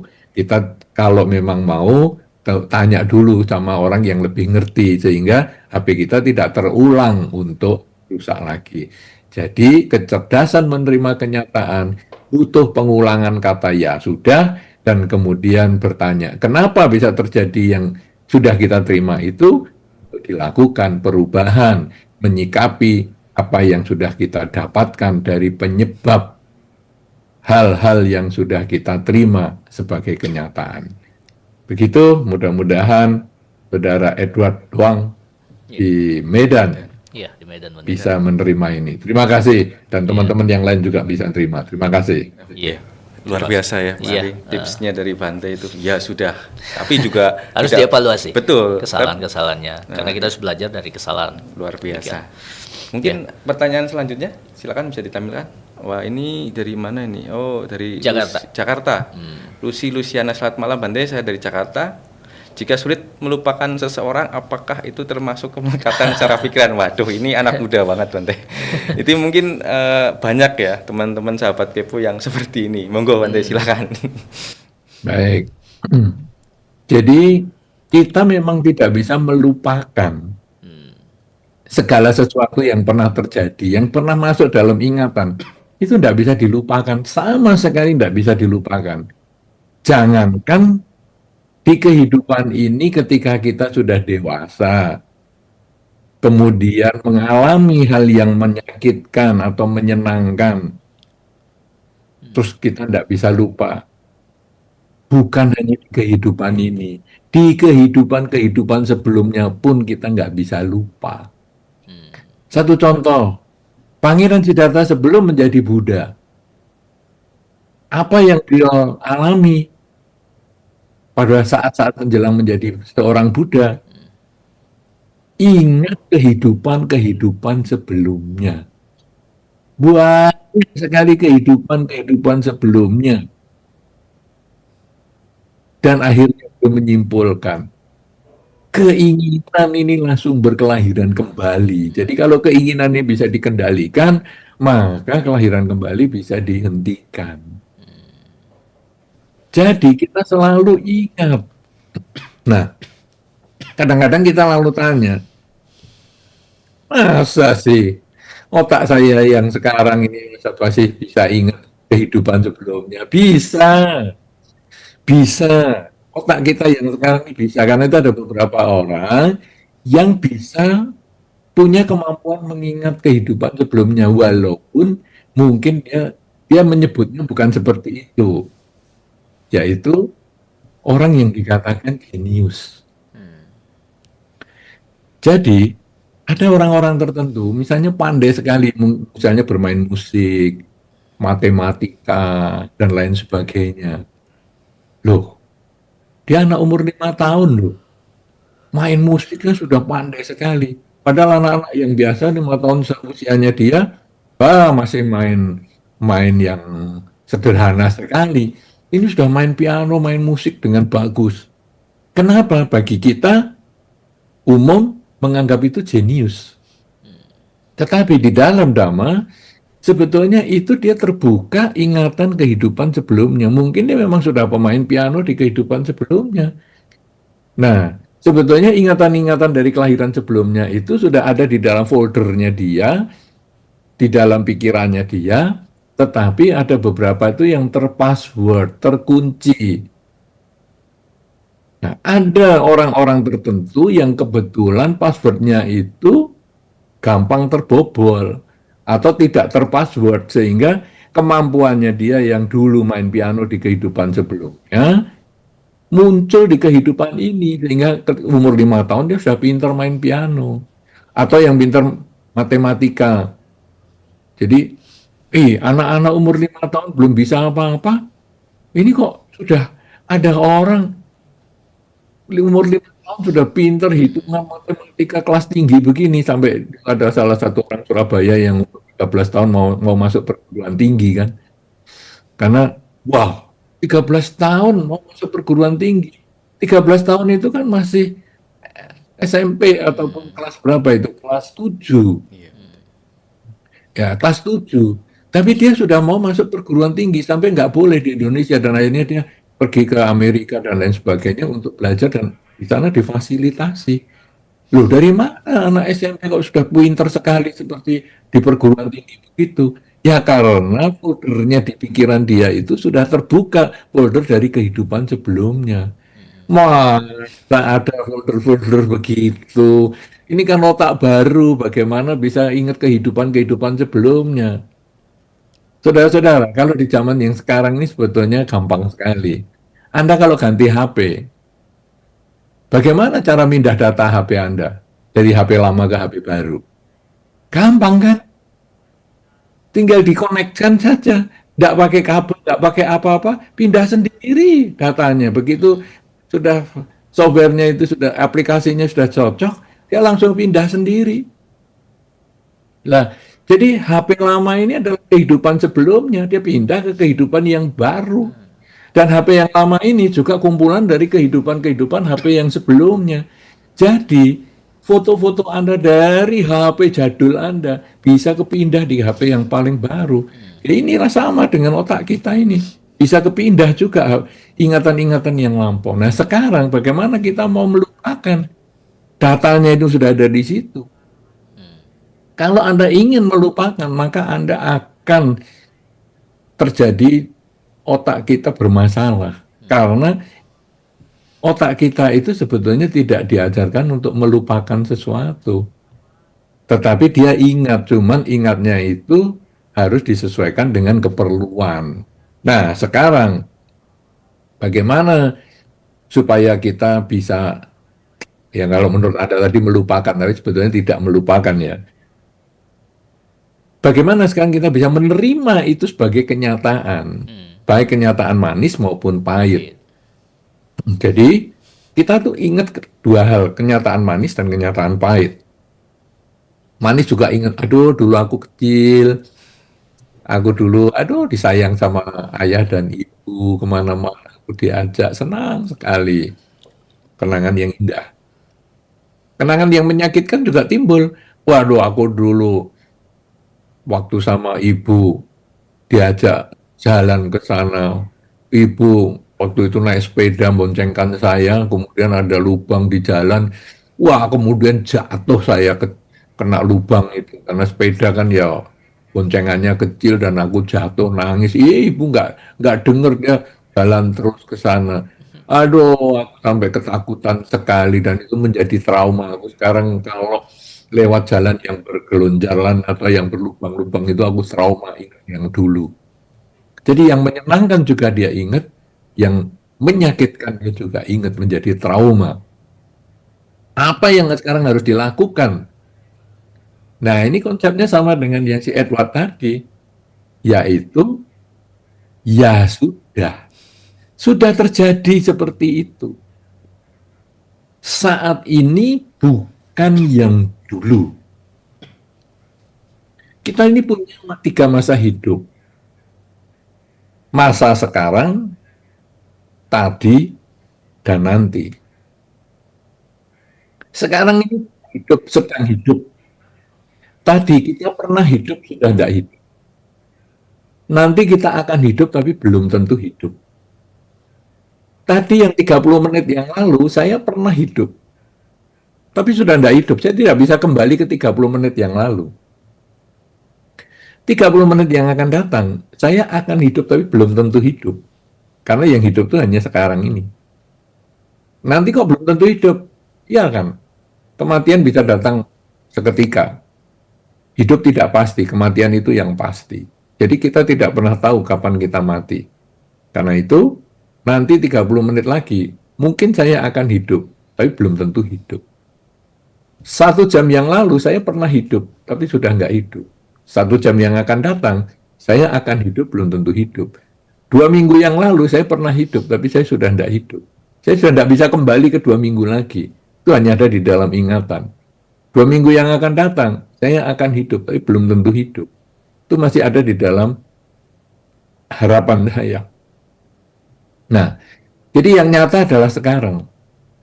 Kejadian itu seandainya menyakitkan itu setengah jam atau 1 hari yang lalu, kita sekarang nggak bisa melupakan karena otak kita memang desainnya bukan untuk melupakan, tapi menerima itu sebagai kenyataan.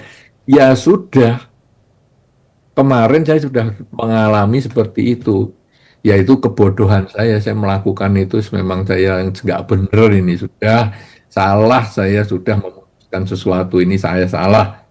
Oke, ya sudah, tapi jadikan itu pelajaran, agar saat ini saya tidak mengulang, sehingga saat ini saya berusaha memperbaiki masa lalu dan membangun masa depan. Kalau masa lalu itu saat kemarin itu hal yang positif, maka saya, ya sudah, itu hal yang positif. Nggak perlu saya bangga-banggakan juga sekarang. Kalau itu saya yang kemarin, tapi saya jadikan evaluasi untuk saya tingkatkan di masa sekarang agar bisa memperbaiki masa lalu dan membangun masa depan yang jauh lebih baik. Jadi, apapun kesulitan Anda, apapun kebahagiaan Anda, yang pernah Anda ingat. Tidak perlu Anda ingin melupakan, tapi terimalah itu sebagai bagian dari pengalaman hidup Anda. Dan kalau pengalaman hidup Anda itu bisa Anda manfaatkan untuk ditingkatkan di masa sekarang, yang baik Anda tingkatkan di masa sekarang, yang buruk Anda perbaiki di masa sekarang, maka Anda akan membangun masa depan yang lebih cerah. Tapi kalau Anda hanya selalu terjebak dengan masa lalu, maka umurnya bertambah, tetapi batinnya ketinggalan di masa lalu. Kalau katakanlah itu terjadi kemarin, maka umur kita bertambah sehari. Fisiknya sudah di hari ini, tapi batinnya ketinggalan di masa lalu. Kalau batinnya ketinggalan di masa lalu, manusia itu terdiri dari badan dan batin. Kalau sekarang badannya sudah jalan ke masa depan, batinnya masih ketinggalan di masa lalu, maka yang ada adalah stres. Itu sama dengan orang mau tidur. Orang mau tidur itu, badan dan batin harus berbarengan, berada di kasur. Kalau badannya di kasur, batinnya ke masa lalu, atau ke masa depan. Aduh, dulu kenapa saya melakukan itu? Aduh, besok saya mau ketemu si A, maka Anda tidak akan bisa tidur. Karena badan dan batin tidak ketemu menjadi satu. Tetapi ketika Anda bisa menyatukan badan dan batin, maka Anda baru bisa tidur. Bagaimana melatih badan dan batin menjadi satu? Melatihlah fisik dengan misalnya menyadari saat ini saya sedang bernafas. Jadi ketika nafas masuk, katakan di dalam batin masuk. Ketika nafas keluar, katakan dalam batin keluar.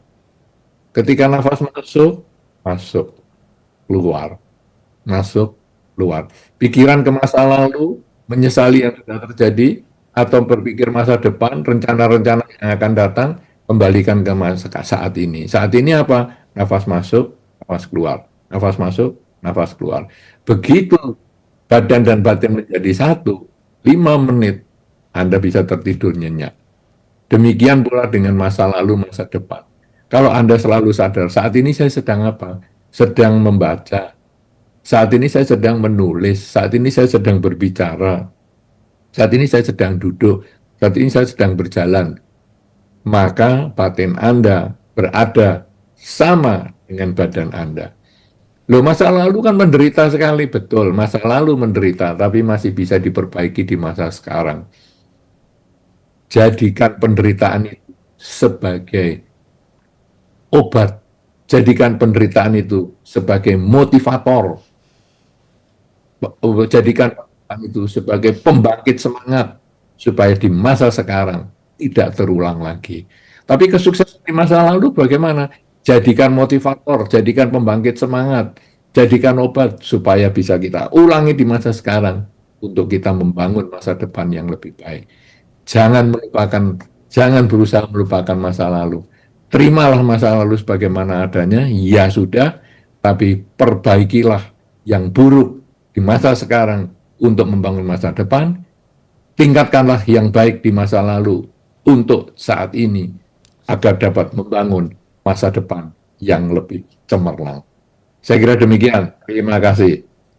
Baik, luar biasa Bante. Luar biasa, Bante. Mungkin masih ada pertanyaan atau ada beberapa pertanyaan lagi nih yang masih harus kita sama. Masih 2 Bante, 2 lagi ya Bante ya. Ini pertanyaan dari Stephen asal Surabaya Bante.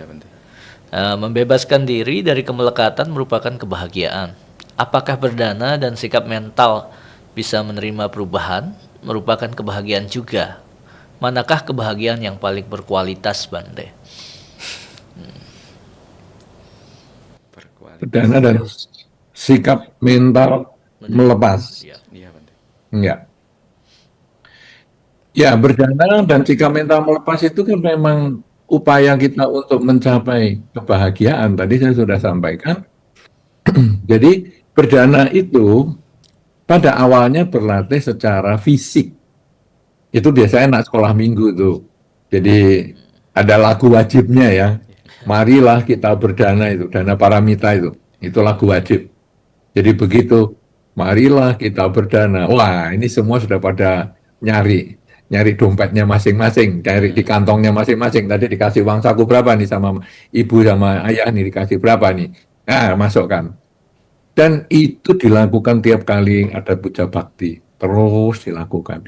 Sampai suatu ketika ada lagu Mari Kita Berdana atau tadi Dana Paramita itu, orang pada nyari nyari dompetnya dan nunggu kotak dananya. Padahal itu hanya nyanyi biasa, bukan untuk berdana. Ya, karena beberapa umat Buddha itu saking hafalnya lagu Mari Kita Berdana itu atau Dana Paramita, judulnya sebetulnya yang lebih tepat, itu kalau disuruh nyanyi, ada acara-acara remaja, acara-acara pertemuan pemuda, ayo ayo nyanyi ini, lagu apa? Lagu Dana Paramita aja ya. Kenapa? Karena saking hafalnya dari TK belum sekolah sudah itu yang dilakukan. Nah, jadi akhirnya otomatis tangannya langsung keluar. Mau berdana, mana nih kotaknya? Oh, nggak ada. Oh, ini cuma nyanyi biasa loh. Oke. Ini sudah jadi kebiasaan karena pengulangan seperti tadi Pancasila Buddhis dan sebagainya. Nah, tetapi berdana ini kan kita kembangkan terus. Misalnya sekarang ini hari ini di wihara ada Bante ya, ayo kita dana makan.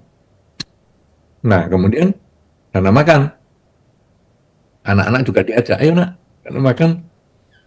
Nah, anak-anak diajak dana makan. Kemudian, oke, mereka dana makan. Nah, dana makan dengan dana paramita tadi ada sedikit beda. Karena kalau dana paramita pokoknya uang. Tapi dana makan ini ada beberapa faktor yang diperhatikan. Misalnya waktu. Nggak bisa suka-suka. Bunda, ini kita dana makan yuk ke Bante. Loh, ini jam berapa? Jam 7 malam. Dana makan ke Bante. Bu, nak. Bantenya bukan jam 7 malam makan, nak. Jam 7 pagi. Oh gitu ya, Mak? Iya. Nah, dia tidak sekedar berdana. Dia memikirkan waktu. Kemudian, Bunda, ini saya punya permen coklat. Mau saya danakan bantenya. Jangan, nak. Bantenya sudah umur. Nanti kena diabetes. Mulai berpikir orang lain. Bukan asal memberi. Nah, ini anak-anak ini mulai diajarkan dari kecil seperti itu. Dan apa hasilnya? Bahwa dana ini ternyata bukan hanya sekedar saya mau berbuat baik. Tapi bagaimana saya bisa kebajikan ini memberikan manfaat untuk yang menerima. Nah, ini ada Katina ya, nak. Ayo kita berdana. Oke, Mak. Oke. Sekarang saya punya baju. Saya mau danakan ya. Kayaknya badannya cukup sama. Saya sama Nera badannya hampir sama. Kita danakan. Oh, nggak bisa. Sama Nera nggak pakai baju seperti kamu. Sama Nera pakainya jubah. Oke, kalau gitu kita berdana jubah. Nah, kita mulai berpikir bahwa dana itu adalah untuk, selain saya melepas, adalah untuk kebahagiaan mereka yang mendapatkan. Nggak ngawur. Kita mikir, ini bukan jamnya.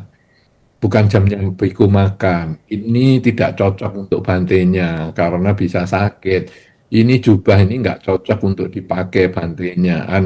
Kalau baju biasa yang cocok adalah jubah. Nah, dengan cara seperti itu, mulai dari kecil anak ini suka berdana, kemudian diarahkan dana itu tidak ngawur, dana itu adalah demi kebaikan yang menerima, maka secara bertahap kita itu dilatih pelepasan secara mental. Bagaimana selain melepaskan fisik yang tadi dana makan, dana uang, dan lain sebagainya, dana jubah, sekarang kita berpikir bagaimana membahagiakan orang lain. Nah, ini mulai dana yang bisa bukan fisik atau non-materi. Apa itu misalnya? Memberi perhatian. Jadi, ketika ada teman atau ada orang yang sedang menderita, kemudian mau curhat, mau cerita tentang masalahnya kepada kita, kemudian kita mau bersedia mendengarkan, itu sudah berdana. Jadi, dana mendengarkan kesulitan orang. Karena di dalam beberapa penelitian dikatakan orang yang punya kesulitan, punya masalah, ketika dia bisa berbagi kepada orang, dia menceritakan masalahnya kepada orang lain, maka masalahnya itu bisa berkurang 25%. Jadi dia lebih ringan. Apalagi kalau orang lain itu bisa memberikan solusi, bisa memberikan jalan keluar. Karena apa? Karena masalah bagi orang lain, masalah kita yang berat itu bagi orang lain tidak berat. Kita berat karena kita sedang terlibat secara emosi terhadap masalah tersebut. Sedangkan orang lain dia melihat dari luar, dia tidak terlibat secara emosional. Satu contoh misalnya, orang meletakkan kacamata di jidatnya sini. Kemudian dia bingung dan marah-marah, mana kacamata, mana kacamata, mana kacamata. Orang lain di luar akan tahu. Lah ya, kacamatanya kan di jidatmu. Oh iya ya. Nah, kenapa? Karena dia tidak terlibat secara emosi, dia lebih tenang menyikapi masalah. Nah, orang yang sedang kena emosi, dia bingung mau menyelesaikan masalahnya, nggak tahu. Karena apa? Karena pokoknya mana kacamata, dia stres sendiri. Nah, demikian pula dalam masalah-masalah yang lain, baik masalah ekonomi, keluarga, kesehatan, dan sebagainya. Ketika diceritakan kepada orang, orang itu menganggap itu sebetulnya masalah tidak sulit, itu bisa diselesaikan. Nah, jadi bisa memberikan saran-saran dhamma sehingga bisa membantu menyelesaikan masalah orang tersebut dan orang itu merasa bahagia. Tapi kalaupun tidak bisa menyelesaikan masalahnya, mau mendengar saja itu sudah berdana telinga dan itu sebetulnya adalah termasuk meringankan bebannya. Kemudian ada orang yang takut, aku mau ke Dhammadippa Arama, tapi aku nggak ngerti jalan, aku takut nanti kesasar. Oke, aku antar. Itu sudah berdana juga. Jadi berdana bukan lagi materi, bukan lagi makanan, tapi perhatian, kasih sayang. Itu semua adalah berdana. Jadi pelepasan itu adalah termasuk merupakan kebahagiaan karena kita bisa menolong itu aduh jadi kita ingat dan itu nanti pada waktu proses meninggal ada hal-hal tertentu yang bisa diingat salah satunya adalah yang berkesan itu apa aduh aku dulu ngantar orang ke Dhammadippa Arama aduh senang sekali begitu meninggal dengan kondisi yang demikian bahagia karena kebahagiaan itu bisa berlangsung jangka panjang bahkan sampai meninggal dunia maka kebahagiaan itu bisa mengantar dia terlahir di alam bahagia juga. Nah, kemudian apakah ini kebahagiaan yang berkualitas? Kalau kebahagiaan itu nanti menjadi pelepasan seperti itu, maka dia menjadi kebahagiaan yang berkualitas. Tapi selama kebahagiaan itu masih bersifat fisik, belum menunjukkan kualitasnya. Makanya kadang-kadang kita masih ketemu donatur-donatur wihara yang hebat-hebat. Wah, dia bisa membangun segala macam, ada masalah lah, bisa berdana Buddha Rupang yang mahal lah. Tapi dia dengan pasangan hidupnya emosi, marah-marah, main fisik, KDRT misalnya, maki-maki, bahasa binatang keluar semua. Itu belum berdana sebetulnya. Dia masih berdana simbolis sekali. Masih hanya berdana materinya saja, belum secara mental. Nah, berdana yang berkualitas itu adalah cara mental. Walaupun dia mungkin dananya ke wihara tidak terlalu besar karena sesuai dengan kemampuannya, tapi dia lebih mampu mendengar kesulitan pasangan hidupnya, mampu mendekati anaknya, bisa lebih menyayangi anaknya, perhatian dengan anaknya, mampu menjalin hubungan baik dengan tetangga dan lingkungannya, dengan teman-teman sepergaulan di organisasi masyarakat dan sebagainya, yang mudah diterima di masyarakat. Maka orang-orang seperti ini, inilah orang-orang yang sudah berdana secara berkualitas. Dan ini muncullah nanti kebahagiaan yang berkualitas, yaitu mampu melepaskan dari kesulitan. Yaitu apa? Kesulitan kemelekatan pada hal-hal yang membahagiakan atau hal-hal yang bersifat keduniawian. Begitu yang mungkin bisa saya sampaikan. Terima kasih. Baik Bante, mungkin yang terakhir ya Pak Yang Ong ya. terakhir, Bante. Pertanyaan Satu terakhir lagi, Bante, Bante. satu lagi ya Bante ya. Silakan Pak Silakan Ong. ditampilkan. Oh, ini dari Weli Yeo, nama budaya izin. Oh, ini dari mana ya? Kok nggak ada Iya ini? nggak di ini. Nggak apa-apa.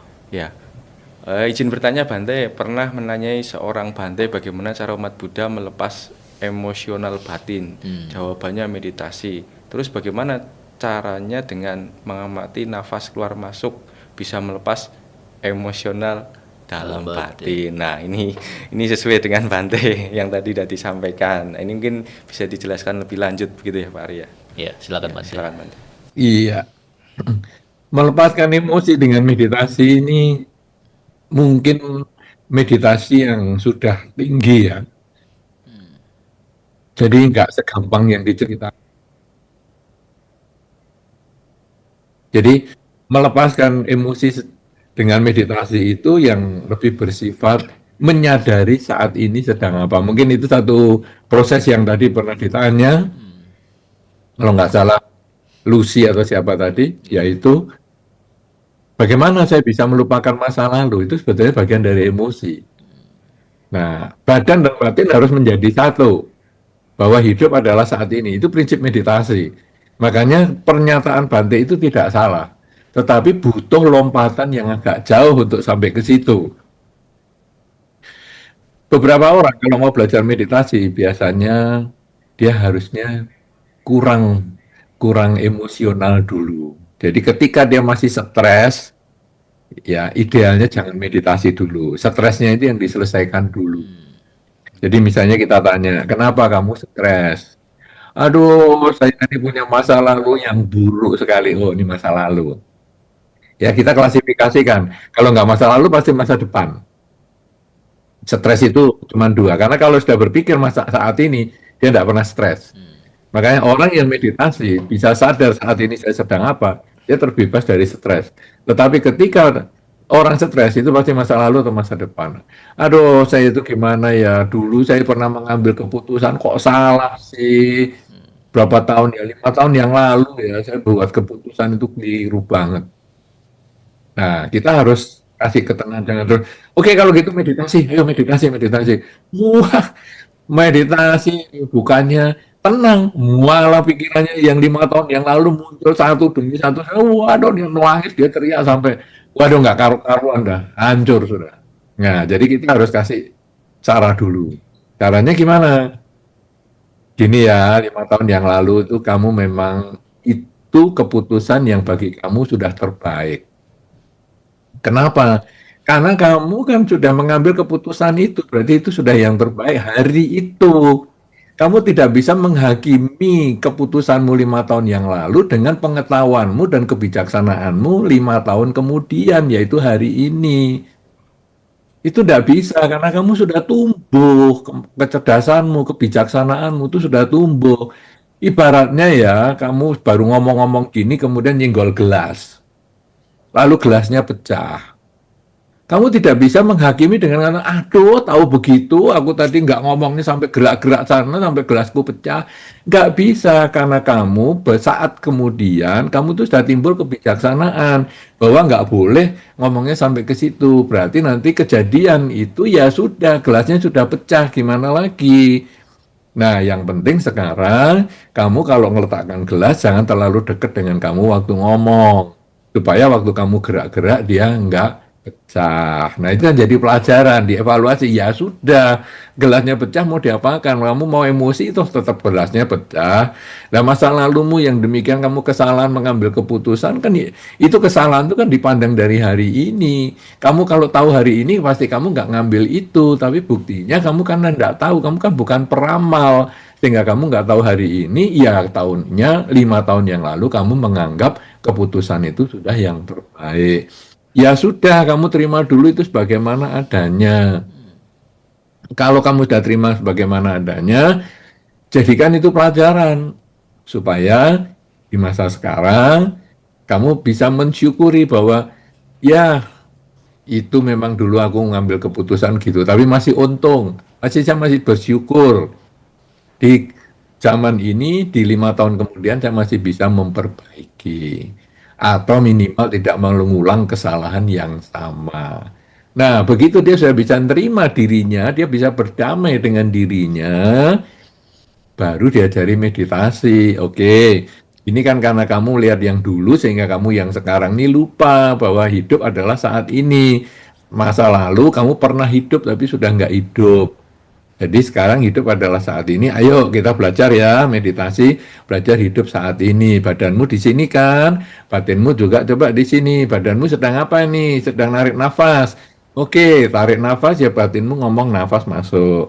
Keluar ya kamu ngomong keluar. Nah akhirnya baru diajari meditasi setelah bisa berdamai dengan diri sendiri. Demikian demikian pula dengan masa lalu. Masa lalu, masa depan juga begitu. Jadi kita misalnya merasa, kamu kenapa ya ada masalah? Waduh, saya ini takut sekali. Kalau mati gimana ya? Keluarga saya ini kan baru terbangun ya, kemudian anak-anak juga masih kecil. Kalau saya mati gimana nih? Bante kan selalu ngomong hidup tidak pasti, kematian itu yang pasti. Lah kalau besok saya mati gimana Bante? Anak-anak saya masih kecil, saya ini juga sudah sakit-sakitan, ekonomi saya belum mantep, gimana Bante? Bante sih ngomongnya mati, mati bisa terjadi setiap saat. Saya takut, saya stres. Oke, ini masa depan. Kita jangan, ayo meditasi, meditasi. Wah, malah tambah ngeri banget. Karena dia waktu napas masuk, napas keluar, dia kepikir, waduh napas masuk kalau nggak keluar kan mati Bante. Kalau napas keluar nggak masuk, mati juga Bante. Aduh, aku malah nggak berani meditasi Bante, karena itu jadi kepikiran kalau mati. Nah, jadi gimana nih sekarang? Kita berbicara tentang masa depan. Ya, kematian memang bisa terjadi. Bisa terjadi setiap saat. Tapi apakah kamu sekarang sudah mati? Sekarang kan belum. Tapi kan bisa mati setiap saat, betul. Nanti malam bisa mati loh jam 10, betul. 1 jam lagi bisa mati, betul. Tapi sekarang kan belum mati. Nah, sekarang kamu harus menggunakan hidupmu semaksimal mungkin saat ini. Takut pada masa depan itu betul, ya. Jadi takut masa depan itu membuat kamu lebih siap, lebih waspada, sehingga kamu hanya punya saat ini. Saat ini lakukanlah yang terbaik, sehingga kalau mati 1 jam lagi, kamu sudah melakukan yang terbaik. Misalnya kamu takut dengan pasangan hidupmu akan sendirian. Oke, kalau gitu sisa hidupmu saat ini gunakan untuk menjalin cinta dengan pasangan hidupmu, kasih sayang dengan pasangan hidupmu, supaya ketika kamu mati 1 jam lagi, pasangan hidupmu itu punya kesan yang baik terhadap dirimu. Loh, kalau sekarang kamu takut dengan anak-anak, kamu khawatir dengan anak-anak, maka gunakanlah sisa hidupmu saat ini untuk membahagiakan mereka. Sehingga nanti ketika memang 1 jam lagi mati, mereka itu sudah mempunyai kesan yang baik terhadap dirimu. Nah ini dia biar bisa berdamai dulu dengan dirinya. Begitu dia sudah bisa berdamai dengan dirinya, barulah kita ajari, oke sekarang kamu udah tahu kan bahwa hidup sebetulnya kan saat ini. Yang paling penting tuh saat ini, makanya saat ini kita melakukan yang terbaik. Latihan yang terbaik gimana? Kalau kita bermeditasi ya kita memperhatikan nafas masuk dan keluar. Tetapi meditasi ini kan sebetulnya bukan duduk diam. Meditasi yang sesungguhnya itu adalah bagaimana kita berkarya di dalam kehidupan kita sehari-hari dengan penuh kesadaran. Duduk diam pagi bangun tidur dan malam mau tidur itu adalah latihan bermeditasi. Meditasi yang sesungguhnya adalah ketika kamu berbicara, berpikir, dan bekerja di kehidupan sehari-hari selalu sadar saat ini saya sedang apa, sedang berpikir, bekerja, dan berbicara. Itulah meditasi yang sesungguhnya, bukan pagi bangun tidur dan malam mau tidur. Itu hanya latihan. Nah, jadi sekarang kita latihan dulu ya meditasi. Yo, tarik nafas, ngomong masuk, keluar nafas, keluar, masuk, keluar, dan seterusnya. Nah, kemudian setelah latihan meditasi setengah jam ini, kamu ingat ya, selalu katakan dalam batin, saat ini saya sedang apa? Tadi waktu meditasi kan sudah mengatakan, saat ini saya sedang nafas masuk, nafas keluar. Nah, ini jadikan kebiasaan di kehidupan sehari-hari. Saat ini saya sedang apa? Sedang berpikir. Pikirlah dengan kesadaran. Saat ini saya sedang apa? Berbicara, berbicaralah dengan kesadaran. Saat ini saya sedang apa? Sedang bekerja, bekerjalah dengan kesadaran. Dengan cara seperti itu, maka keluargamu yang kamu tadi takut kalau meninggal terjadi apa-apa, kamu bisa melakukan yang terbaik untuk mereka, sehingga hidupmu, sisa hidupmu ini tidak sia-sia. Nah, dengan cara itu, maka orang yang emosional, entah karena masa lalu ataupun masa depan, ditenangkan dulu, baru diajar meditasi. Tapi kata-kata Bante itu betul, bahwa perlu meditasi, cuman butuh sedikit jembatan, supaya dia siap untuk bermeditasi. Bukan orang stres, langsung meditasi. Orang stres, ditenangkan dulu, diberikan pengertian dulu, sampai dia bisa menerima dan berdamai dengan dirinya, barulah dia diajarkan teknik meditasi. Begitu, mudah-mudahan bisa dimengerti. Terima kasih. Terima Luar kasih biasa. banyak Bante. Terima kasih Bante. Mungkin ini Pak Arya, tadi menarik sekali yang disampaikan Bante, yaitu kalimat saat ini sedang apa. Nah, mungkin ini kalimat ini bisa diviralkan Bante. Iya. karena menurut saya apa ya, sederhana tetapi memang Iya, esensinya benar. mindfulness banget Bante. Ya. Karena banyak orang menganggap bahwa meditasi itu adalah duduk diam di rumah itu. Benar. Atau duduk-duduk di pelatihan meditasi, di center-center meditasi. Itu hanya latihan.